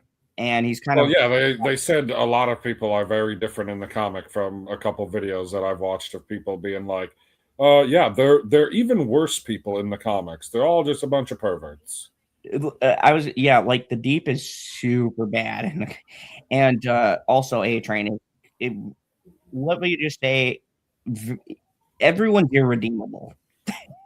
Whereas I do appreciate them changing from the source material because it gives them more layers. But like I said, this stupid shit, these conversations that they need to stop because it's slowing down the pace. But what doesn't need to stop and what needs to keep going at the same pace that it's going is the only thing on this list that's going to get an 8 for me today. Daredevil. I will tell you why I 2 points. And it's for the same fucking reason, but for me, not quite as bad, but still noticeable. Once again, fucking politics, man. There's a scene. What did you think about that red Fisk sign? Oh, I was like, oh. Like, they literally took the flag and they just airbrushed Trump out of it and wrote Fisk on it. Yeah. Wild. It was very clear to me, and not to mention, the more that I see of it, the more, once again, you're doing it wrong. So yeah, let's just hop into this. First off, I want to say, Jessica Jones, sweet cameo, best one. Oh man, I was so disappointed. I knew you were gonna say that. Fucking PB. You know what? We're gonna do a watch along. You're gonna fucking watch Jessica Jones with me.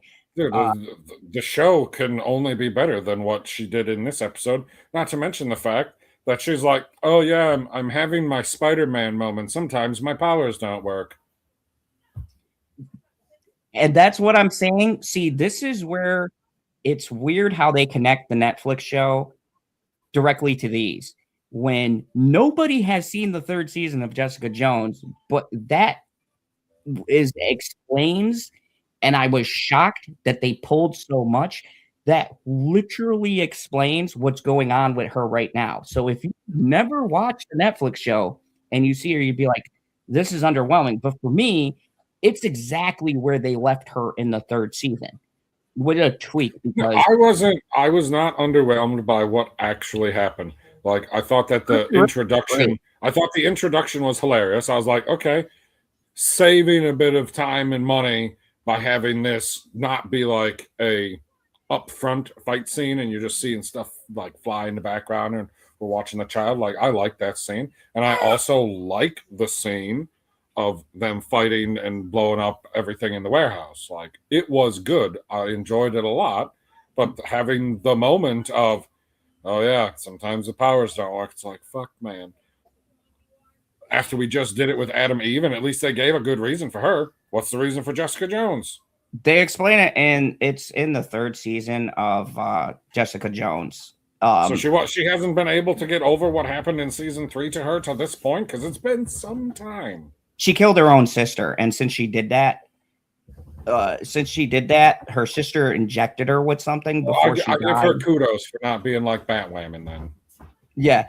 What happened was, see, and this is why I think it's weird. Like, they should show up previously in the show, like they do with the recap of Jessica Jones, just the highlights. So, like you, if you've never seen it, you know what the fuck is going on. Long story short, I knew what was going on. No, she was going to bitch at Daredevil because Daredevil lied to her. So at the end, who are the bad? So the bad guys that were going after Jessica were Mr. Charles's guys. Yeah. Why were they going after her? She looks like she's literally just living in the country, minding her own business.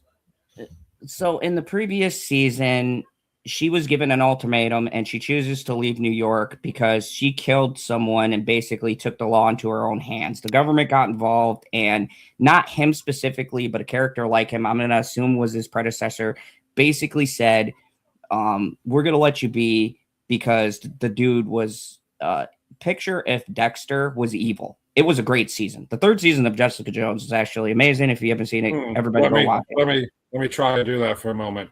Picture a serial killer as evil. Okay. Like, Dexter's a serial killer.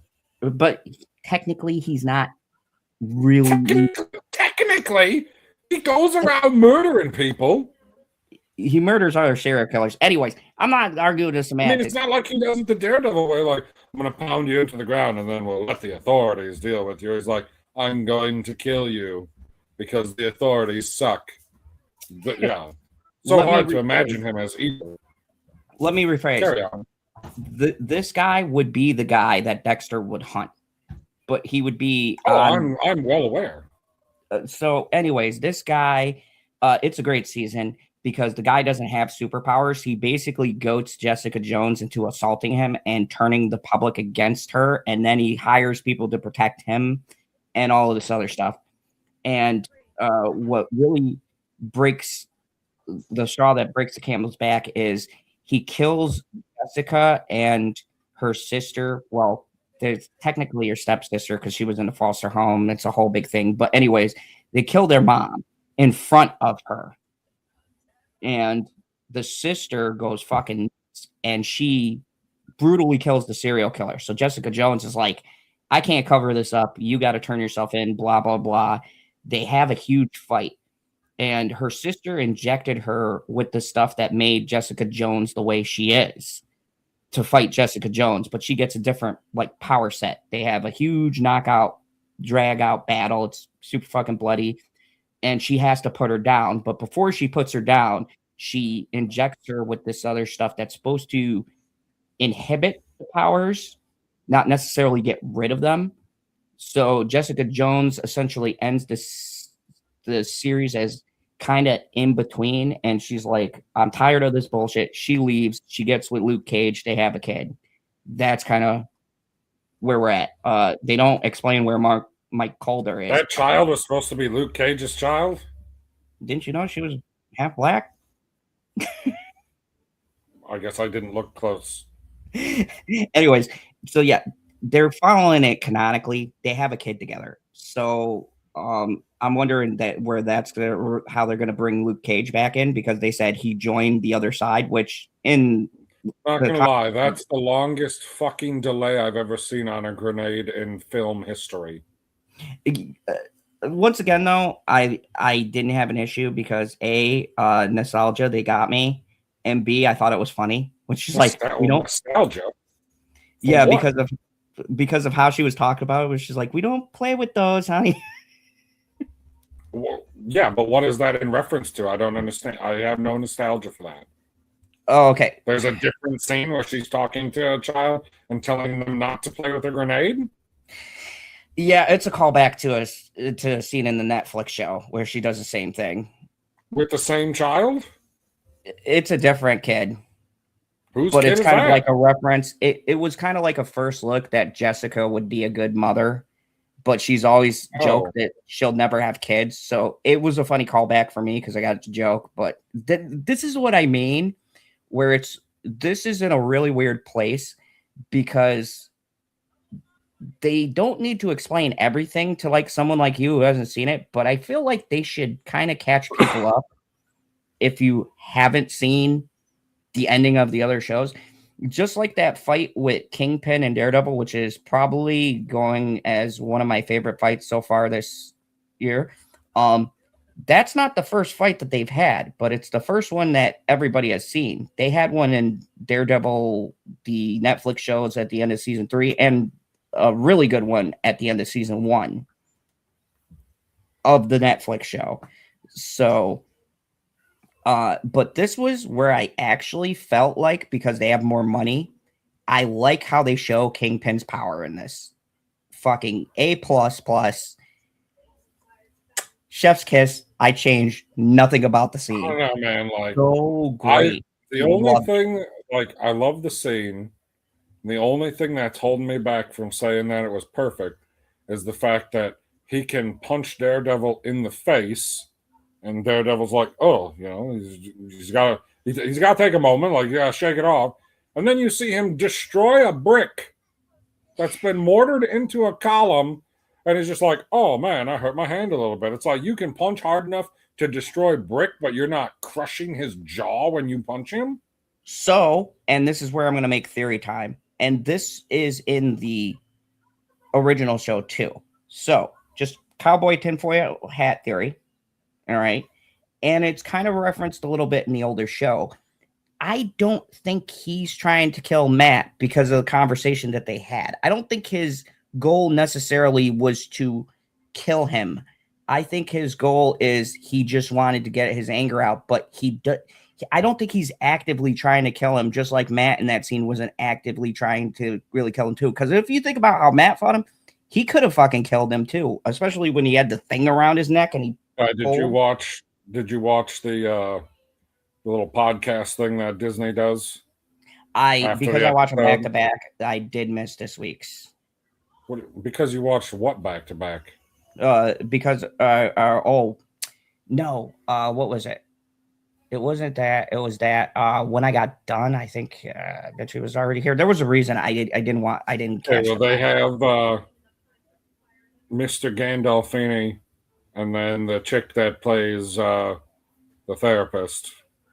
Oh yeah, that was another reason why. Those are the two people like talking about the episode and talking about themselves, and they're the ones that played Truth or Daredevil. But then in the second half, when they always bring out somebody different, they brought out the costume designer, and holy fucking shit, she was grinding on my gears because I'm not a massive comic fan, but I am a massive fan of comic characters.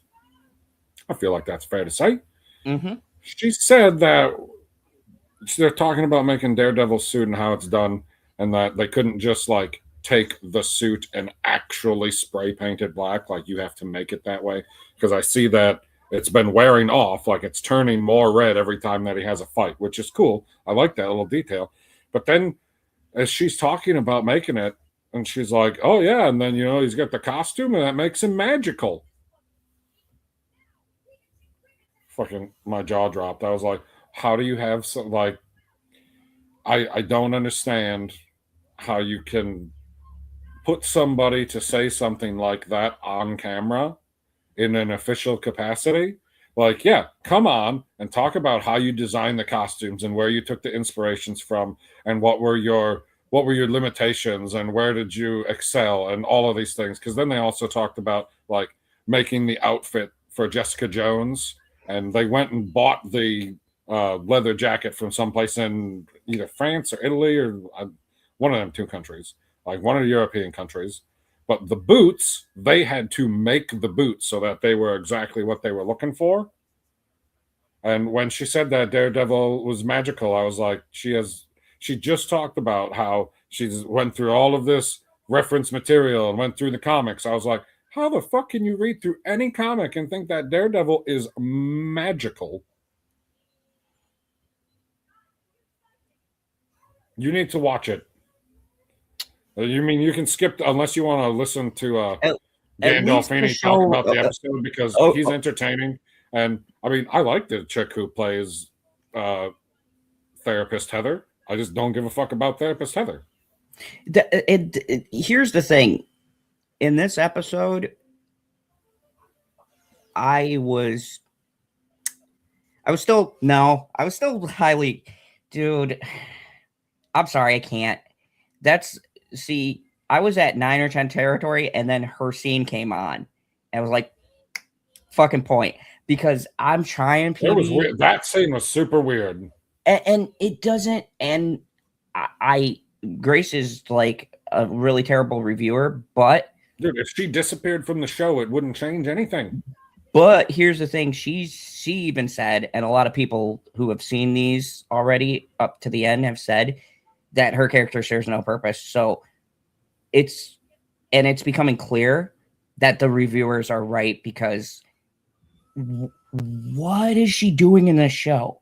What? Nothing. She has served her purpose. We can move on. It's infuriating, and that's why I dropped it to a 9. And then, like you said, I dropped it to an 8 because of something I noticed. I forgot what it was. Dude, I have two things that were keeping me from a 10, and I forgot what one of them was too.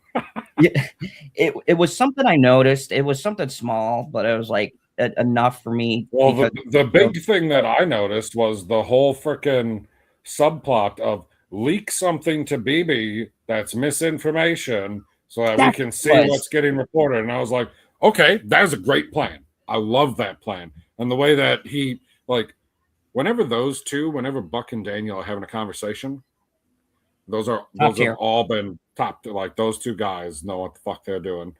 I was like, okay. And whichever writer, I don't know which one it is, that came up with he's not running for re-election. He's just doing the one and done. I was like, wait a second. The whole point of this underground BB report is to report stuff that you're not going to hear normally, because wouldn't you say that? You would just say that out loud to people. That's not something that you have to like keep to yourself.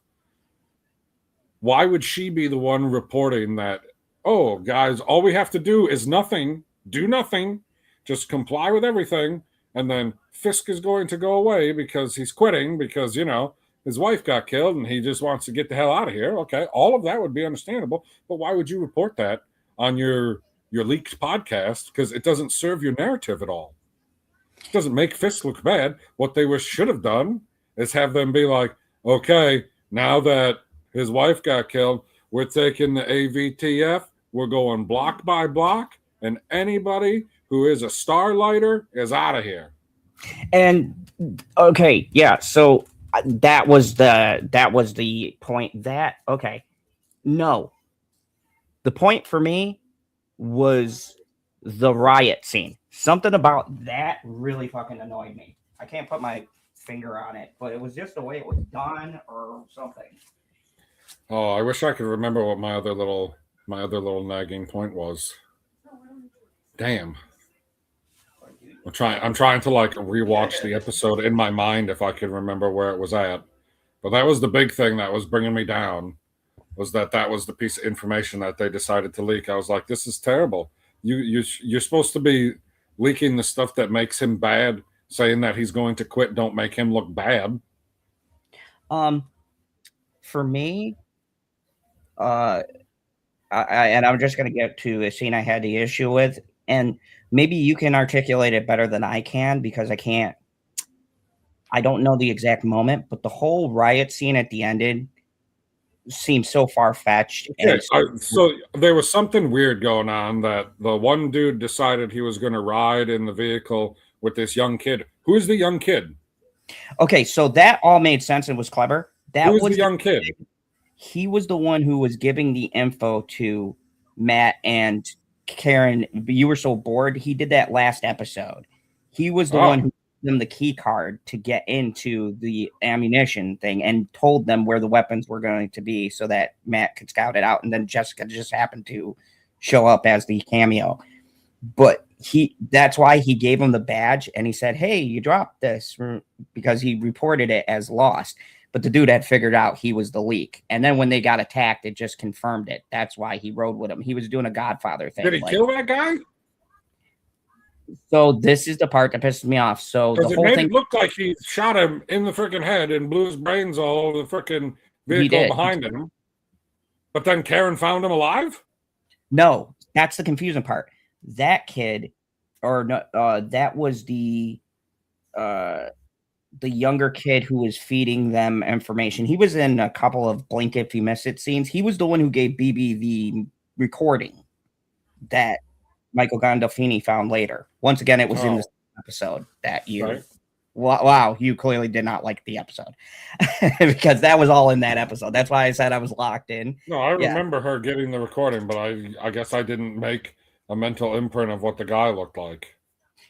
Yeah, see, I was locked in, so I was like, oh, yeah, but see, I don't know why.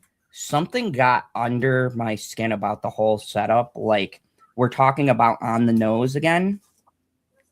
It's very... How do I put this with getting my point across without sounding like I'm going one way or the other?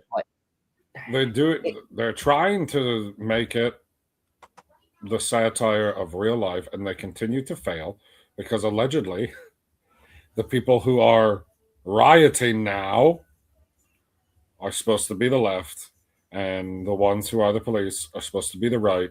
Except I don't remember any stories of cops getting killed recently by other cops. Here's the thing. It feels more of a we have to rise up, blah, blah, blah. And I hate that kind of thing in a show because I think it is irresponsible and it leads to things like this where the conversations about the show, and make no mistake, I'm still giving this episode an 8, but the 2-point knockoff, one was the therapist. I hate every fucking scene she's in. If you guys have been following me, you guys know my feelings on the therapist, especially. And the funny part is we liked her in season 1. A lot of people still didn't like her. I thought she was great, served her purpose, a little bit annoying with Matt, but you needed the balance to kind of show him shifting back. I get it. I thought it was all handled well. Her scenes are all fucking pointless. But the biggest thing was something really got under my skin and made me feel like the show was actively like, it was insulting. It's the best way I could put it. It really left a bad taste in my mouth, which seems to be the theme of all three of these. All three of these shows just leaving bad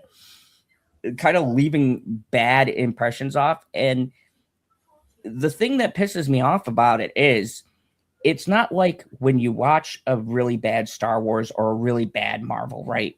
Like, say the Marvels 2. Fuck you, I know you like it. I think it's fucking atrocious, but better than the first one.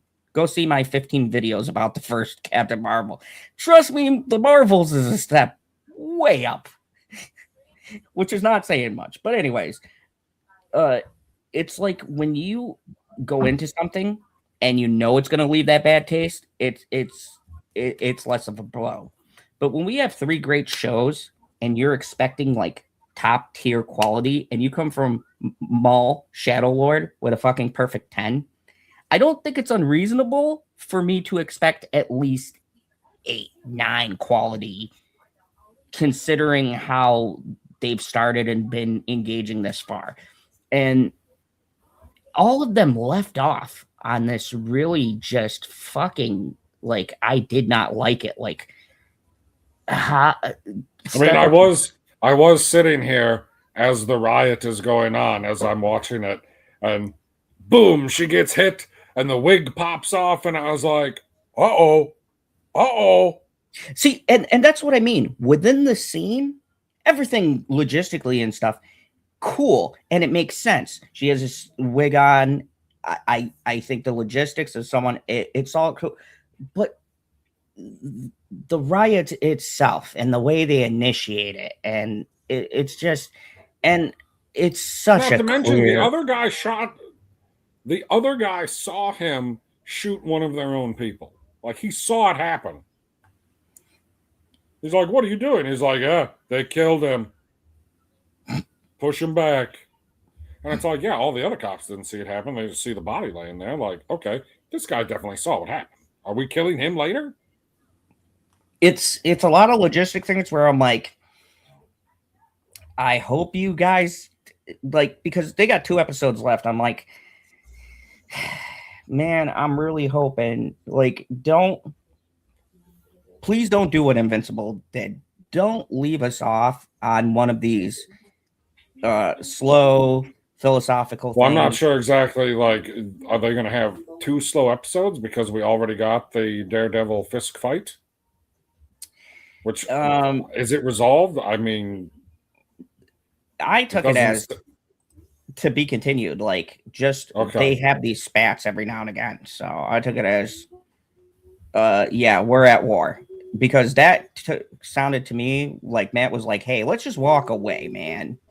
Let's not do the thing. And Fisk was like, well, that ain't happening. So it's kind of that's what I mean. It's like kind of confusing. It's like, I'm interested, but at the same time, I do find it intriguing of how small Daredevil is meant to feel inside of the universe. Like, Daredevil cares about New York. He don't give a fuck what's happening in the other cities. These other stories don't freaking affect him. He just cares about New York. It's like, okay, so Daredevil is going to leave New York, and Fisk is going to leave New York, and Spider-Man's still there. So Spider-Man's just probably going to be like, but like, they're not necessarily going to be hurting for heroes in New York. Yeah. I'll leave it with this. I'm still at an 8. It's just, I'm at a 9. God, I wish I could really remember that other little thing that was nagging me. I'm at an 8. Just a little quibble. Just solely on the fact that the politics for me were noticeable, and not the message that, well, the message fucking pissed me off because it's kind of insulting with how clearly what they're trying to say, but the message is done very poorly and not coming across as I think they mean it to. No, and they're doing just as bad a job as The Boys is doing. It's very much The Boys and Daredevil excel when they're focusing on the amazing actors they have and the compelling story that they are capable of doing. And that's the thing, because we gave the one before The Boys does better with the interpersonal relationships instead of the political positioning. Yeah, and I get that's part of the season, and I don't even have a problem with a lot of it, because most of it has been up till last night. It's like background noise, which is fine, cool. Like, look, and I also hate the argument of, well, things don't have to be politicized. Fuck you. Everything is politicized. You could go back to the 60s, 70s. Movies and television shows have been built on somebody's idea of something, and it's real world, and it's probably their politics or their religion or some kind of personal thing. That shit doesn't bother me. When I write, or when anybody else who's a writer can tell you, and this is why hopefully we'll I haven't heard from Books by Jay in a while. I gotta see how she's doing, but we've talked about this on one of her shows. As a writer, there is a certain need to indulge, and it's why writers have editors and things like that. It's because you can overindulge, and when you start to make key plot points function on political beliefs, it's not built on anything creative. It's built on like this very shaky foundation, because it has it's kind of like forcing things to fit. And it's the Well, I was told if it don't fit, force it. no, it's the round egg in the square hole thing. I love that video. This one goes in the square. Like that's what it has felt like with some of these writers and the writing. And anybody sitting here and who's going to argue with me and say Daredevil has not been good or whatever, you're fucking nuts. I'm not on that camp. But on the other side, these people who are really making outlandish fucking takes are also crazy. I find it hilarious. I think I would like to think we sit in the middle. And here's the ironic part. You got a long paragraph, and we gave that episode a good rating. That's the funny part. If you are not saying everything in an episode is perfect, then you're not a fan, and it's fucking bullshit across all these shows, I noticed. Because I got some shit for The Boys and things like that. And it's like, look, motherfucker, I'm not saying it's a bad show. I'm saying if you're sitting there blindly and consuming, it's how you get these writers thinking that these stupid ideas that they're putting forward are good, and they don't ever up their game. And let's be real, people can say what they want to, but Maul Shadow Lord PB, I don't know, we have to see the rest, but I'm really thinking we could have an Andor situation.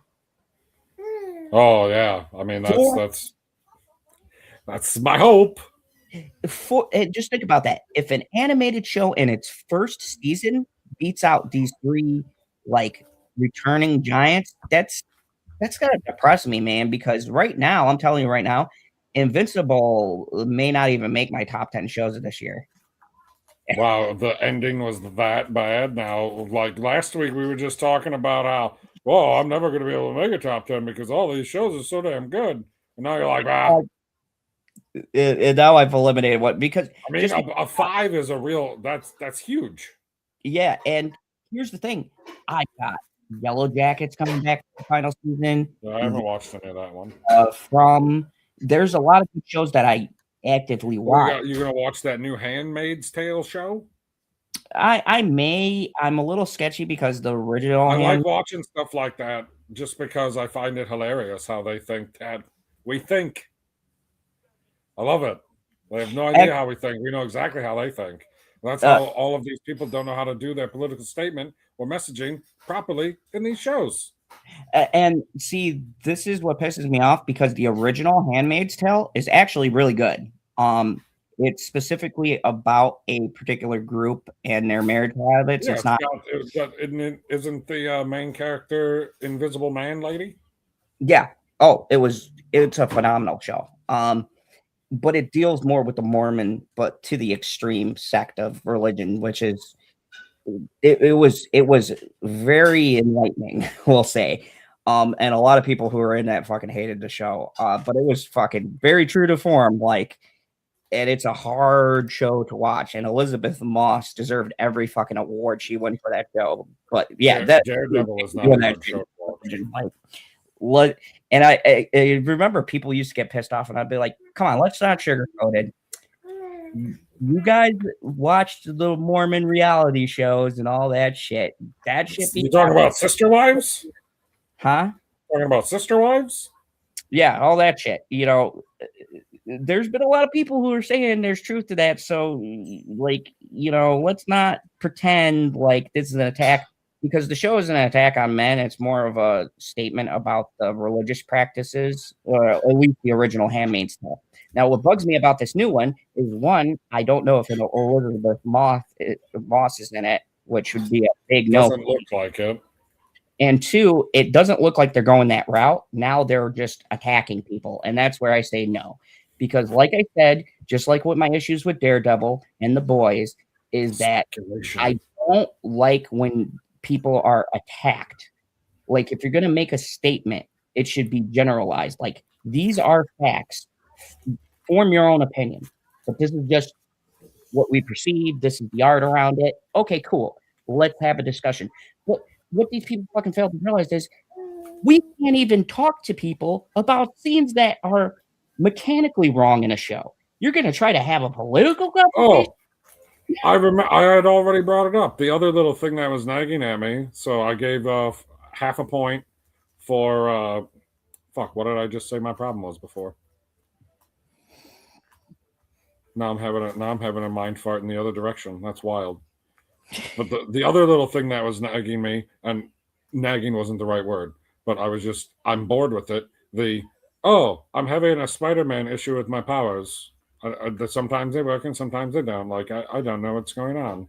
See, that I'm just bored with that storyline because I feel like I've seen it a whole bunch in the last 2 years. And that's the thing that sucks because honestly, the Netflix shows technically did that first, and they should have been connected in this universe, but because Netflix and Marvel were having their little my other thing was the information that they were trying to trick BB into leaking, which there's no point to leak that type of information because it doesn't help your narrative, making Fisk look like a power-hungry crazy man. And my two issues was the riot and the therapist, as I'm a fucking broken record on that. I mean, I didn't hate the scene of the therapist, but it just like it seems pointless to me. Like the only reason that she's there is because she's going to be a love interest for Buck. But like, here's the thing. Because that was a super weird scene. I was like, what in the fuck is going on right now? Here's the Secondly, that's not how you choke somebody. You don't continuously move your fingers on the back of it. Like, what? If we're going to do a kinky thing, let's do it right, people. Right. Exactly. Just do it right. That's all I ask. Like, just because I don't care about the scene doesn't mean that you can't be doing it right. But no, for me, it might be because I came off of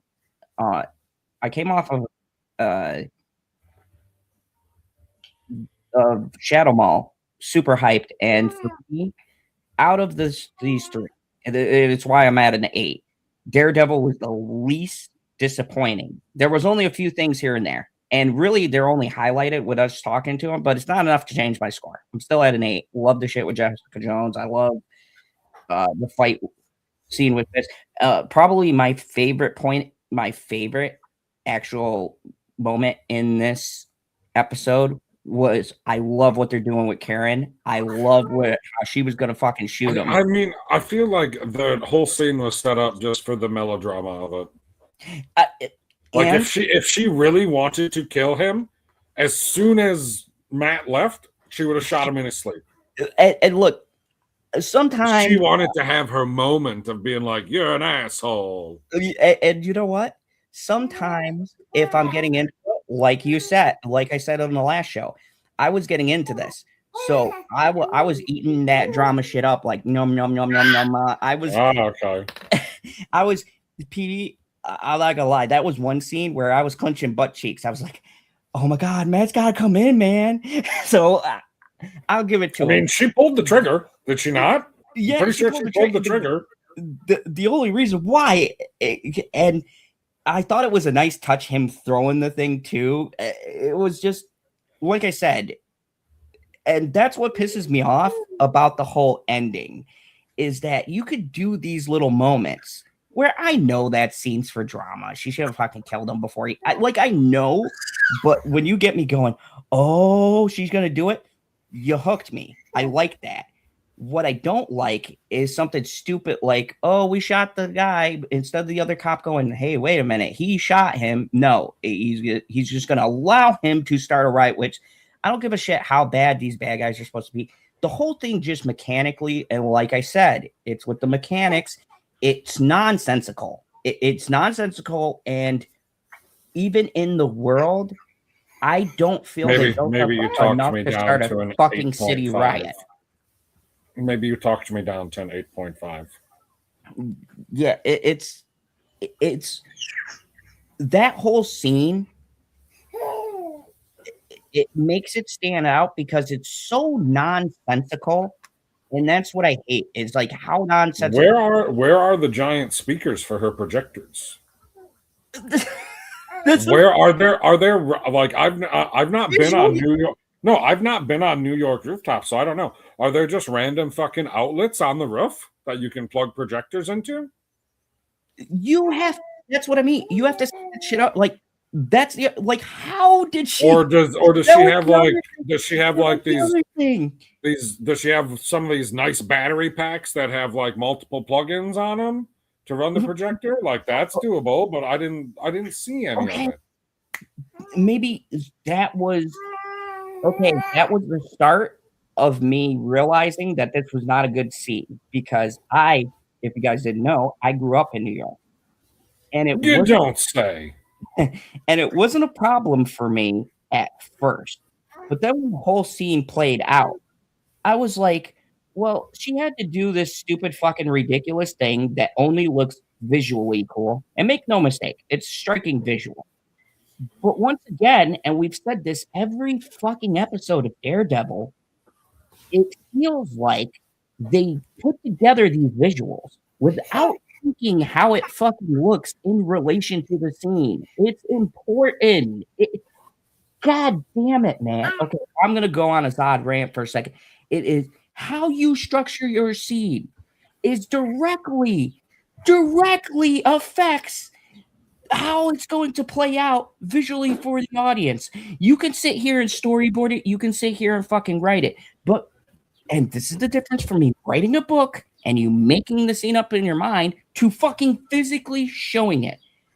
When you shortcut or cut corners on a show that otherwise has a pretty immaculate production, it stands out more. The speaker thing made no sense, which then makes me look at how the whole riot scene is constructed, which makes no fucking sense. And having somebody, okay, you could have somebody stand there. The smarter play would have had them have an argument about it and have someone throw something, and then someone twitchy shoots a gun, and then you get the riot started. But to have the other cop guy look at him, not say anything, and just open fire, the scene logistically makes no fucking sense. And folks, this is what I talk about when I'm talking about placement in writing. You have to establish things in and look, I know there's people out there who are going to come into their comment section and say, well, we're not looking at that, but it matters. It's just like my thing with Invincible and taking Nolan out. Placement of characters could dramatically affect things, and you might not see it this episode, but it has a domino effect in your storytelling, because once you have one whole, people can pick apart, and it leads to numerous other things that aren't going to make sense. And the thing that pisses me off, I want you to understand, is it's not a hard fix. You could show an outlet or show her plugging into something. Like, these things aren't big things that necessarily are going to fucking destroy the story that they're telling, is not what I'm saying. It's that the little things matter, and sometimes, especially in new productions, they just glaze over these things. And folks, fucking Reacher said it. Details matter. Details are super important. If you get one thing off, I don't think people realize how much it throws something that would otherwise be a 9 or 10 scene completely fucking out of whack. Logistics are important. And I hate this new thing with Hollywood. And this just isn't Daredevil. This is even big budgeted productions, man. Little things that people think aren't important, well, an asshole like me who rants will pick them out, because you create something so good, I have to look for the little thing. And in the grand scheme of things, they create larger holes in your mind, especially if you're enjoying something. I'm not saying it to be a dickhead, but details matter.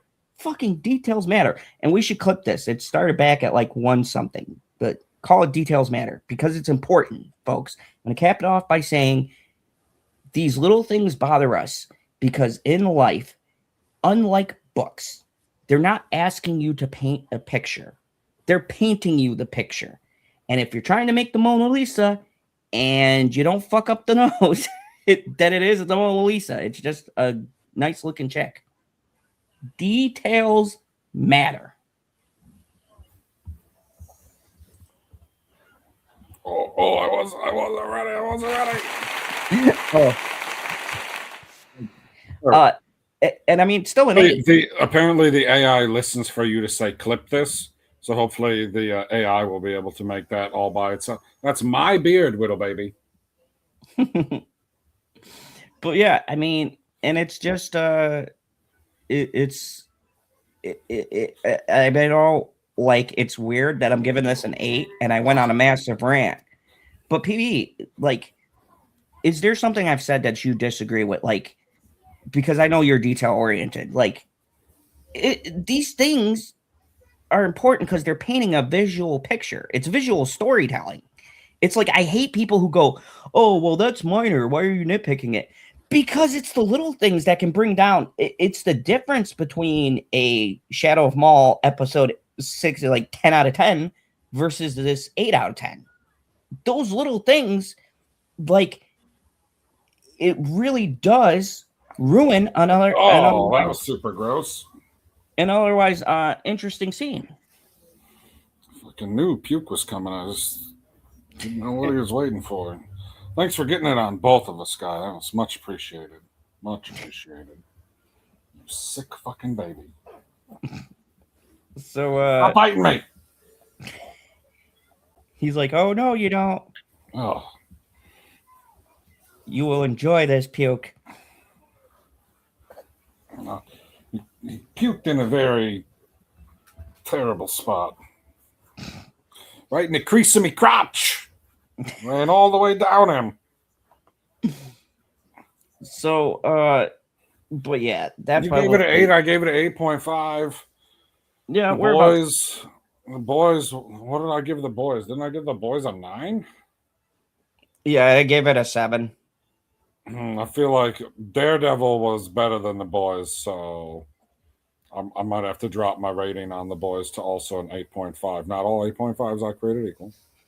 Yeah, so like, yeah, and I gave the boys 7. I gave Invincible a 5, which is I gave it a 6.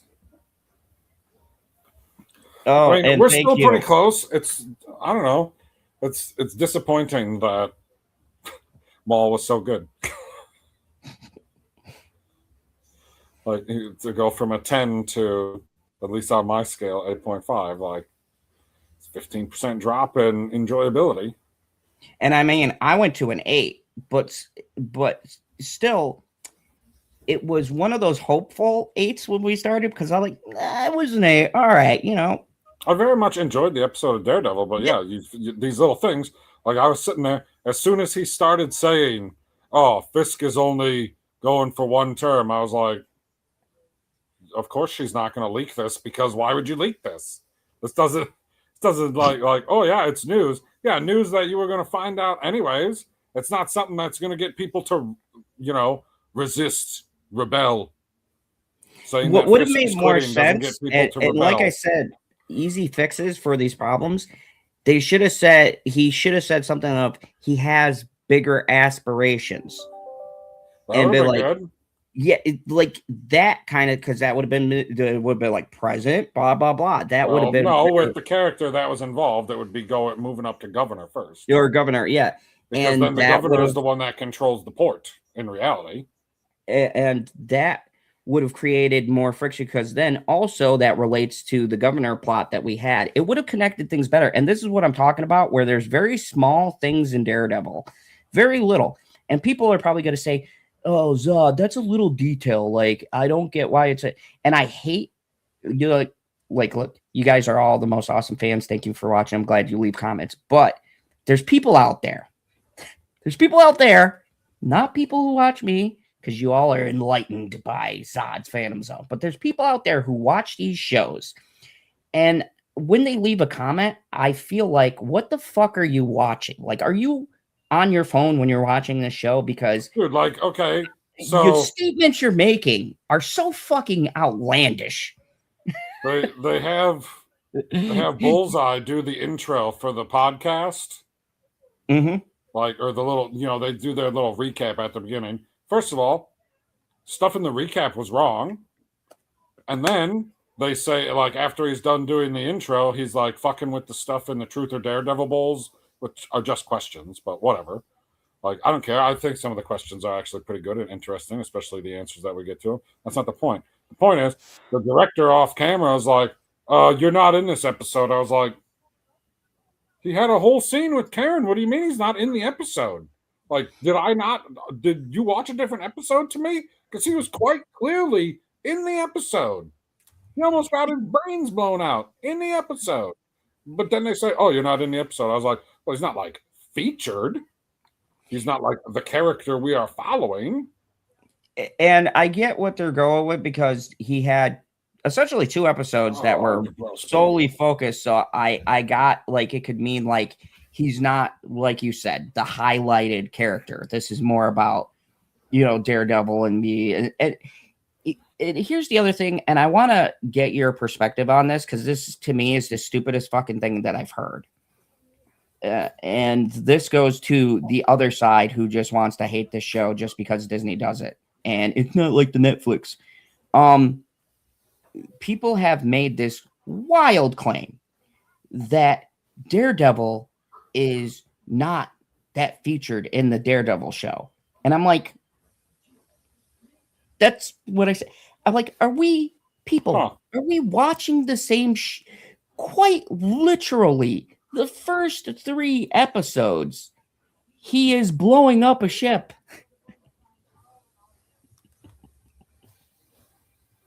Oh, you're saying in this season of Born Again they weren't featuring Daredevil? They're claiming that like, oh, Daredevil's not playing a major part in the, and I'm like sitting here and I'm like, he's the major player. I like, and this is the shit. This is why sometimes it's so annoying, especially going around and seeing all of these fucking ignorant takes. It's just like, it's almost like either people seeing what they want to see, which is fine. Entertainment is subjective, I guess, but there's things in entertainment that is factual, that is presented a particular way that leaves no room for interpretation. See, things that are subjective are like, maybe you watch a movie. Let me give you a perfect example. One of my favorite movies, Hereditary, right? It is subjective about certain things that happen, how they came to be. But what is objective is major scenes, like people who die in a particular way. The girl gets her fucking head smashed off. She's dead. There's no question when you watch that movie. So good. Yeah, there's no question in that movie. Is she dead? Because it's objectively, you see it happen. What's subjective is the messages behind it. How long was the demon infiltrating? What was the kid always the plan? These are the debates we've had for years about this movie, how great it is. And if you're fucking nuts and saying that it's not a good movie, what the fuck have you been watching? But and now to relate that to Daredevil, it is, I guess, subjective how you want to look at the AVTF. They need a different acronym. I fucking hate that. But the task force, I'm just going to call them. It is, I guess, subjective in your narrow view of how you want to look at this storyline. And clearly, I can kind of tell what they're painting the storyline as. But objectively, they're doing a terrible job because it is not coming out as I think it is intended. Or maybe it is. Maybe that is the intent. Or maybe they don't want to take a firm stance because that doesn't work. It's not good. It's bad. It's objective that these things aren't good. But what is not subjective is Daredevil didn't blow up a ship. Thank God we've been confirmed by everyone, including the fucking creator themselves. So stop saying that that's true, because the creator came out and specifically said he did not blow up the ship. Fucking Fisk did in the worst fucking technically era. Fisk blew it up twice. If you want to say that he was the person that told him to do it. Yeah. He blew it up and he sunk the back end, and then he blew it up and he sunk the front end. Why are you pissed off? But yeah, like, and then what is not objective are certain things within the scene, like things, and it's like you said with the Invincible thing, right? If you're going to do stuff, there's things you've got to definitively show, and when they make small mistakes like this, it's things that should be definitively shown. Like, say, for instance, with Invincible, they could have fixed that by doing 10 months later. Boom. Nobody's confused. You don't have to make a big thing. You could put it in fancy little fucking letters like they do for the Invincible logo in the beginning of every episode. But it makes a difference because you're not filling in the gap for the audience. And there's a difference between treating the audience stupid and then leaving them in the dark. Neither side is good because treating people like they're stupid is just frustrating, and confusing people is not as artistic as you think. It's just fucking annoying. And I feel like it's a huge issue in these big budgeted shows. And I don't know if it's cut corners. I don't know if there's scenes out there that explain these things better. A lot of times when I'm watching Daredevil, and I think we talked about this last time, both you and me have had this feeling like there is shit on the cutting room floor that would clear up so many of these issues. I sincerely would love to see the shit that they did not put into this season, because I feel like there's cut content just because of the way it's edited and shot that clears up our problem, like the church scene. I bet you that would be nice. Any amount of money that there is probably a scene out there that showed him getting around or whatever. And they looked at the episode and they said, well, this is 53 minutes instead of 51 minutes. So you got to chop some shit. And it's like, well, what's the least important? The fucking escape route, where we could have shortened a flashback or something. And this is what I mean by those little things. They're especially important in a visual medium because you're showing your audience and you're telling your audience certain things. But when you the phrase is don't tell, show, right? If you're not showing shit clearly, it doesn't leave ambiguity, it leaves confusion. And those are two very different things. And if you want to walk those lines, you have to be very, very careful. And when you have 15 fucking different writers, I feel like we're not connecting, especially when you told me that thing with the fucking costume artists. If you're going to have retards like that, please keep them in the back. Like, not to mention later in the podcast, she says she doesn't want to be on camera. She says it outright. And I was like, how did you agree to come on this podcast? There's like at least 3 cameras that are watching it, maybe 4 or 5. I don't know how many angles they got specifically. I'm glad I missed this episode because this reminds me. You gotta watch it, guy. This reminds me of when I was given credit to the season final, and what dropped everything down with me with that final season of Stranger Things, even though I was high on the finale, was when you have creatives, fucking muzzle them if they are stupid, because people are going to look at them, right? Even if you fucking make the costume, and they're going to say, you work on the show, which means you have some kind of knowledge. And if you are the costume designer and you make a bold claim, like, I read the books and I went for this look and I like it, and then in the same breath, you say some stupid shit like Daredevil is magical. Right, and that is how she put it. I don't remember the specific quote, but she didn't mean it in the sense like, okay, when Daredevil puts the suit on is when the magic happens, like on screen. Like, he's suited up, boom, he's fucking people up because he's Daredevil. Like, I would have been able to understand it in that context, but that is not what she meant at all. And this is the problem that Marvel has had. And let's be clear, too, because I'm not just going to attack Marvel. Also, DC has this issue, certain other properties, where there's this lack of understanding, even if they understand.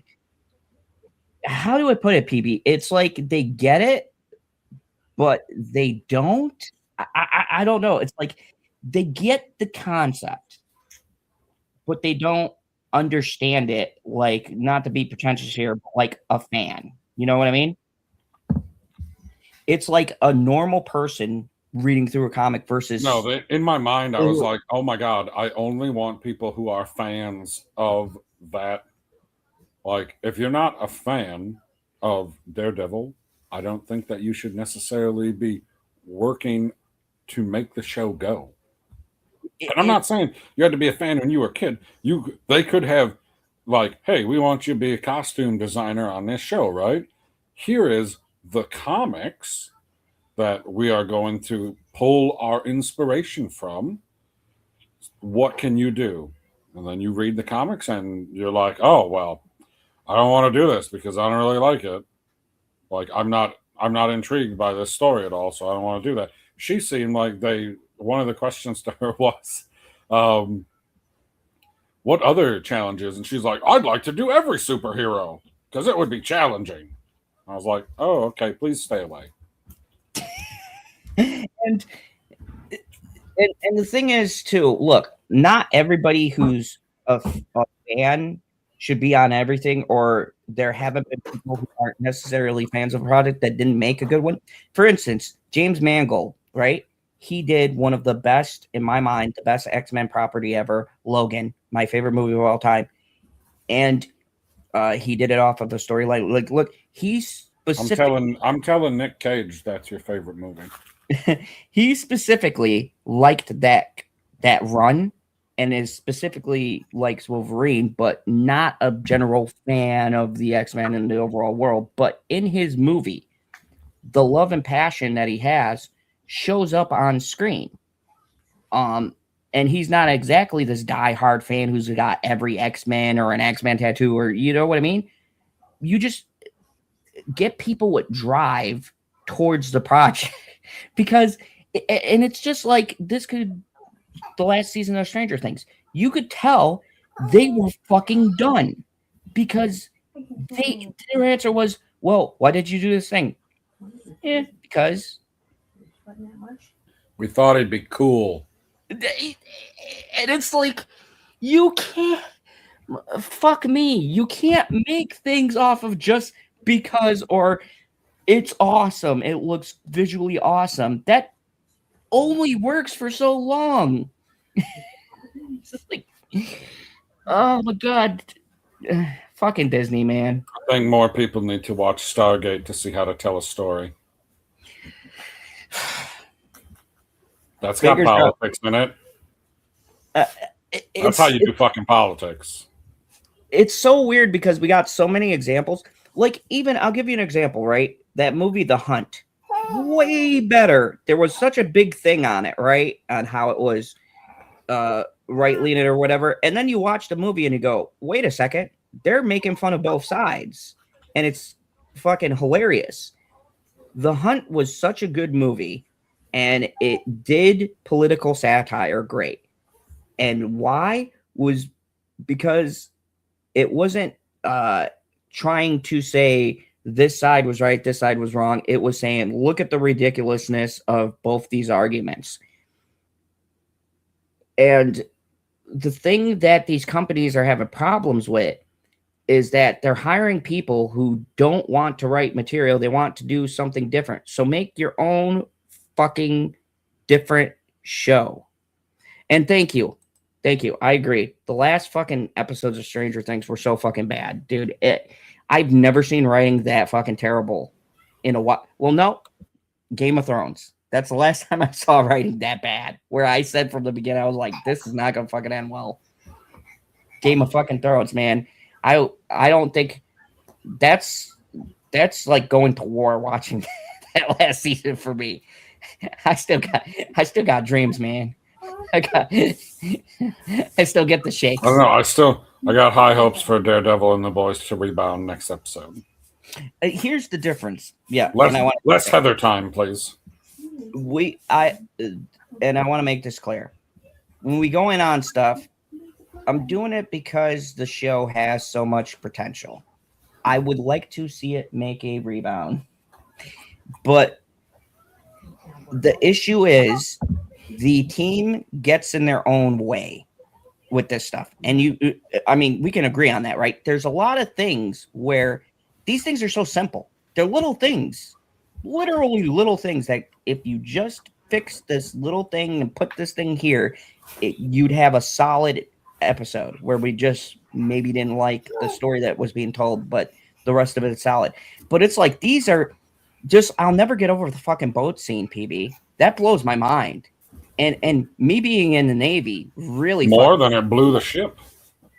Like when people were saying they blew up the ship, I'm like, they scuttled it. They scuttled. There's a fucking difference. Bitchy is laughing right now because there's a difference between scuttling a fucking ship and blowing it up. And then, okay, and this is a Daredevil related rant, and I'm gonna rant about this, and this might be another thing for you to clip, folks.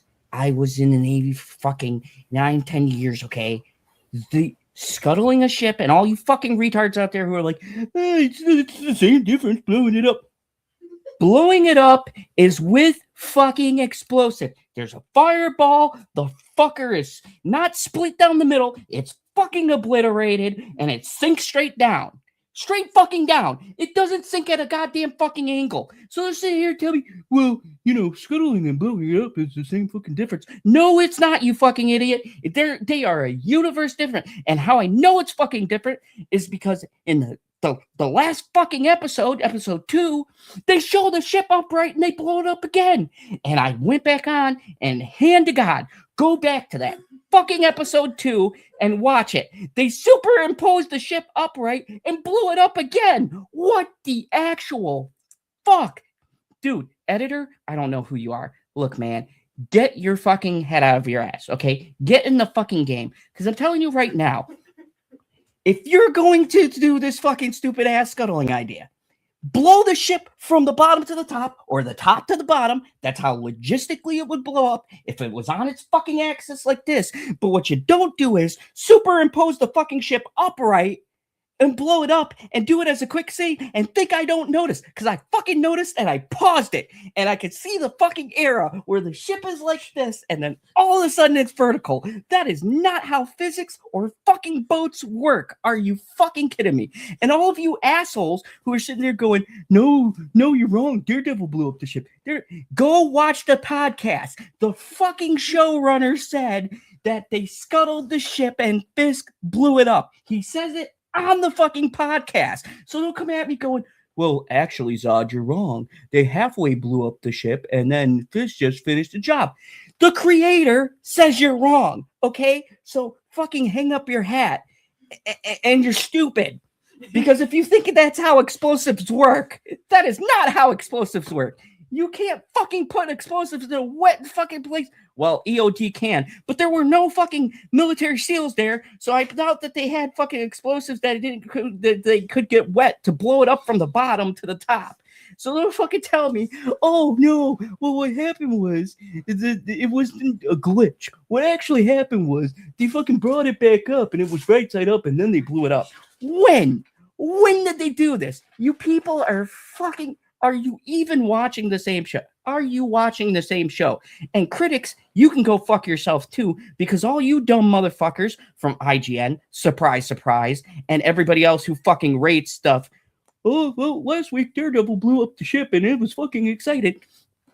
You get paid to do this. You didn't watch the podcast either? Are you kidding? Literally, if my job was to fucking sit and watch movies and I got a fucking physical paycheck, you know what I would do? I wouldn't come on with millions of fucking subscribers or on my fucking show and go, well, this was a barn burner. Daredevil blew up that ship. You fuckers get paid. I don't get paid for this. Not yet, anyways. Subscribe and hype the video. I don't get paid for this. I'm just some asshole ranting right now, but you motherfuckers are getting a paycheck, and you guys said it. The ship was blown up too. This is why people are dumb, because you're giving them the wrong fucking information. You are irresponsible, and you're still hired. How? We called this before we saw the podcast and everything. To the second episode, we called you wrong, and people fucking argued for a fucking week, and there's still some people out there, there's still some fucking morons out there that are like, oh yeah, well, I love the scene where Daredevil blew up the ship.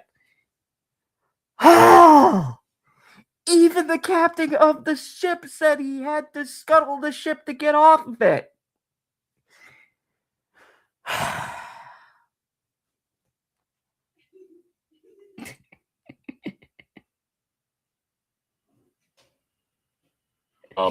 Rants don't work when you have them go longer than 3 minutes as a short. I'm sorry. Like,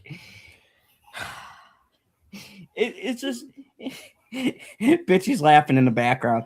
It's like it's like the stupidity. And this is what we were talking about with phones, people. Don't sit on your phone and watch this show, because when you miss a pivotal scene, and there were 3 times people could have corrected this. The first time was the podcast. The second time was when they captured the captain, and he says we had to scuttle the ship. He fucking says it. It's still on the internet. Still to this day. First off, none of the fucking critics corrected their statements at all. No one came out and said, "Our bad. We messed up and irresponsibly gave you wrong information. They didn't blow up the ship. Actually, Kingpin did. And it was a technical fuck up." No one said that. But there's still idiots out there who are like, "Daredevil blew up the ship. I fucking saw it." What can you say? Ship happens. That's a great one, honey. Oh my god. She's literally laughing because these are the things that piss me off. It's like, it's such an easy fix, PB. They could have blown up if they wanted to go with it scuttled. They could have blown up, like I said, from that angle. They could have put it and just had it vertical. But I'm not crazy, right? Have you rewatched that scene? They literally put the ship back upright to blow it up. No, I have not rewatched the episode where they actually finished blowing up the ship. Like, just go to the ending and rewatch how they do it, and you'll see like this glitch where it's upright when it blows up, like this. Yeah, that's how it's supposed to be, sitting at a 45-degree angle, because they sunk the back end of it. No, when they sunk the back end, it was like this. But I mean, the back end is upright. It's completely vertical. Oh, gotcha. And it's a very small blink if you blink, but you'll miss it. But I was looking for it because it pissed me off so much. I thought they were going to go like boom, boom, boom, go all the way down. But they literally put the back end of the ship where it's supposed to be to blow it up like that. And I was like, I can't believe this is happening. Like, did they literally, like, it looks like they superimposed a different image. And it was like a micro edit, but it was so fucking jarring. Maybe it's because I was so pissed off about arguing with people about the stupid ship thing for like a week that I just fucking hyper fixated on it. But that was why I gave episode 2 the rating I did, because I was like, the fucking ship, man, the fucking ship. He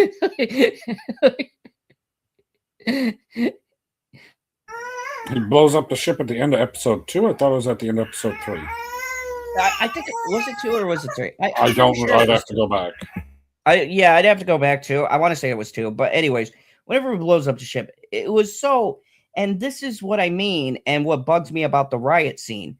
It's not the scenes themselves, but how we get there is so nonsensical that I'm just like, come on, guys. You could put all of this money and effort and make this cool fight scene, but we can't take like 5 seconds to make any of this sense in your like last minutes of your episode. It's fucking staggering to me. And it's this sense, like, I feel like they treat people with, show them explosions and fighting and flashy shit, and it'll cover up very clear mistakes, that like physical mistakes they made.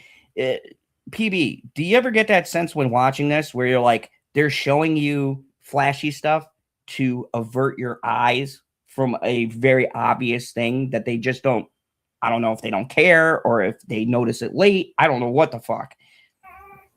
They absolutely do that. Not all of the time, but a fair amount of the time.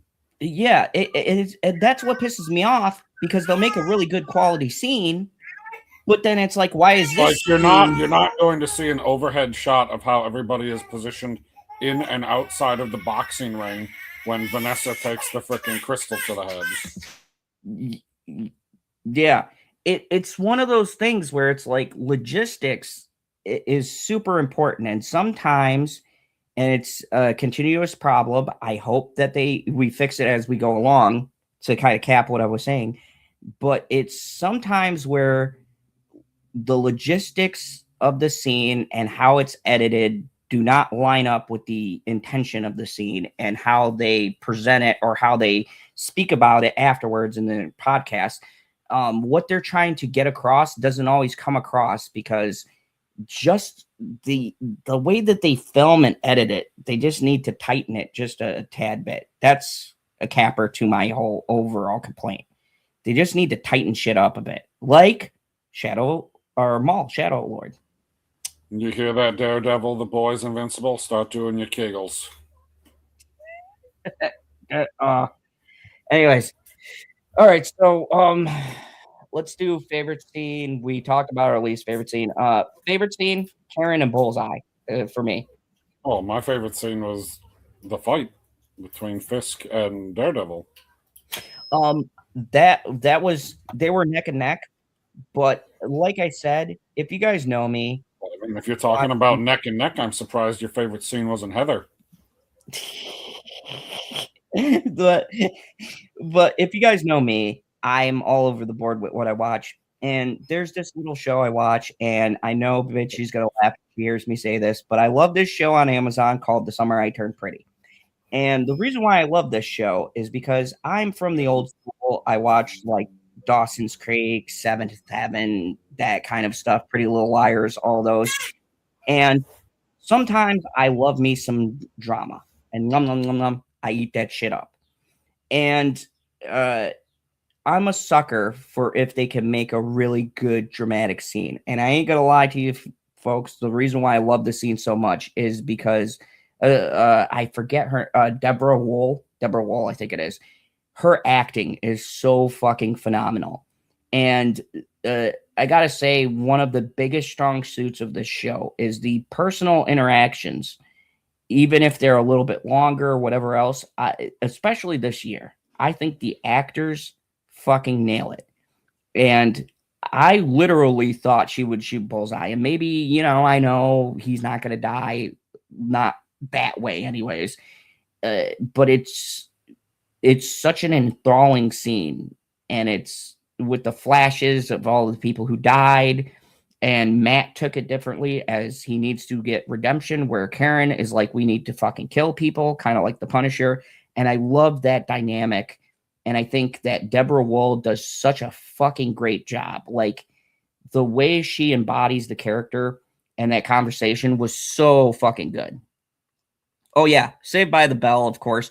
I was never really a big Full House fan. I like some of it. I just wasn't like, I like Bob Saget's other stuff where he kind of got more raunchy. Buffy the Vampire Slayer is the GOAT. I love that show. That was my fucking childhood. Love me some Buffy. Angel was a great spinoff. Yeah, definitely. You got some hits there. Angel was amazing as well. But yeah, my point being, that was my favorite scene because of the drama. I'm a little bit of a drama whore, and love me some good. Yeah, without the drama. Yeah, and I think this is where, at least for me, I don't know how you. Did you just agree with me about you being a whore? Yeah, I'm a total drama whore. I said without the drama, and you said yeah. Oh yeah, well, ex whore. I'm now hitched. No, you're not. I'm engaged. That's as hitched as you can be. Sure. I mean, I don't to other women anymore. Anyways, so let's wrap this up. Anyways, 8. You gave it 8.5. The Boys for me was a 7. I think you gave that an 8.5. And unfortunately, Invincible, biggest dip for me. It's a 5. PB was a little bit more. The season finale is the worst episode of the season. I agree. It is a staggering how much of a dip. 0 fights, 0. Not a single person got punched in the whole episode. And the fact that the Flash, the PTSD thing. Please, can we stop with drama? I'm tired. Trauma, not drama. Keep the drama coming. No. I'm talking about trauma. Regular trauma. I'm tired of trauma. Like, Can we get away from? I'm broken. I lost my puppy. I lost my wife. My kid was killed horribly. Can we get out of that? Well, man, the world's fucking We would have depressing never enough. gotten John Wick 3 if it wasn't for that puppy. Like I said, we're past it. That movie is spectacular. God, I wish number 4 didn't suck. See, we've always disagreed with that. Okay, I rewatched it again. I will give you there are aspects I don't like now that you pointed them out, but I will always love that. And there's my lovely lady again. No. In the mirror, I told you to look in the mirror so you can. You retard. Oh my goodness. Anyways, speaking of drama, I still got high hopes for all these shows, even though we have to wait like a year for Invincible. Yeah. And once again, people, don't take our ratings as, oh, we hate something. It's do better. Because if you don't push creators and give them constructive criticism, then they can't make a better show. And I remember hearing the most ridiculous things from a reviewer. I can't remember which one, where they said, we shouldn't be so harsh because creating things are hard. Well, I'm writing and I want people to be honest with me. Like, how are you supposed to push yourself to be better if you don't get constructive feedback? That's like putting everybody in this fucking like little safe bubble and telling them, oh, it's okay, buddy. You'll get it next time. This is your job. Like, I can understand to a point with like studio interference or something like that, but you are the fucking creator, okay? Do better. Fucking do better. That'd be nice. I'm not asking for you to fucking build a pyramid or do something out of your wheelhouse. I'm saying for the show you created, I see the potential you have and you're doing good. Do better. Dude, did either of these two women who are watching like the stream? Like the stream, people. Oh, yeah. No. Definitely like. And did she just say no audibly? Yep.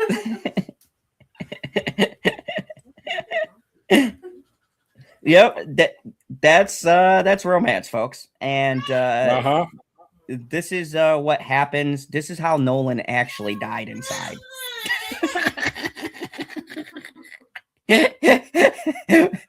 Marriage changes you. I think that's the whole point of Invincible.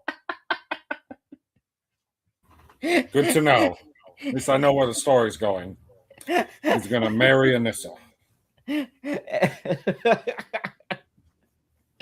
Anyways, guys, thank you for watching. We're going to cut it off there. We've been going on. This really isn't a 3-hour, 4-hour stream because honestly, most of this was massively disappointed, except for Daredevil. As much as shit as I talked, it still was the best for me out of the 3. Out of all 3 of these, Daredevil definitely won the day this time. It's amazing how it jumps around. And I would say, as long as the episodes keep at this pace, I think Daredevil's going to have a nice, solid ending. But like I said, boys could come back swinging. This is their final season. We gave them the slump. Okay? I mean, we all know that Jessica Jones got a nice, solid ending. That's how she got that kid. Yeah.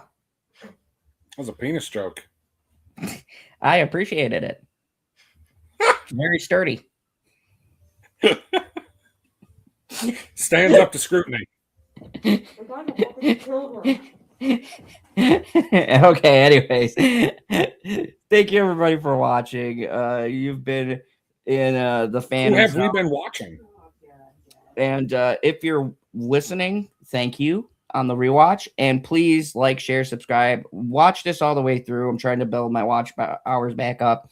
I would hopefully like to get paid and give you better advice than IGN and everybody else. So definitely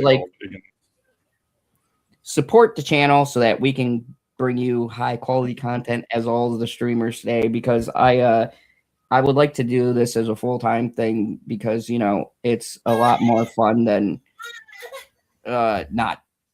So thank you, everybody. I appreciate the love and support. Thank you to all the listeners. And as always, remember, there is only one rule here in the Phantom Zone: kneel before Our General. reviews.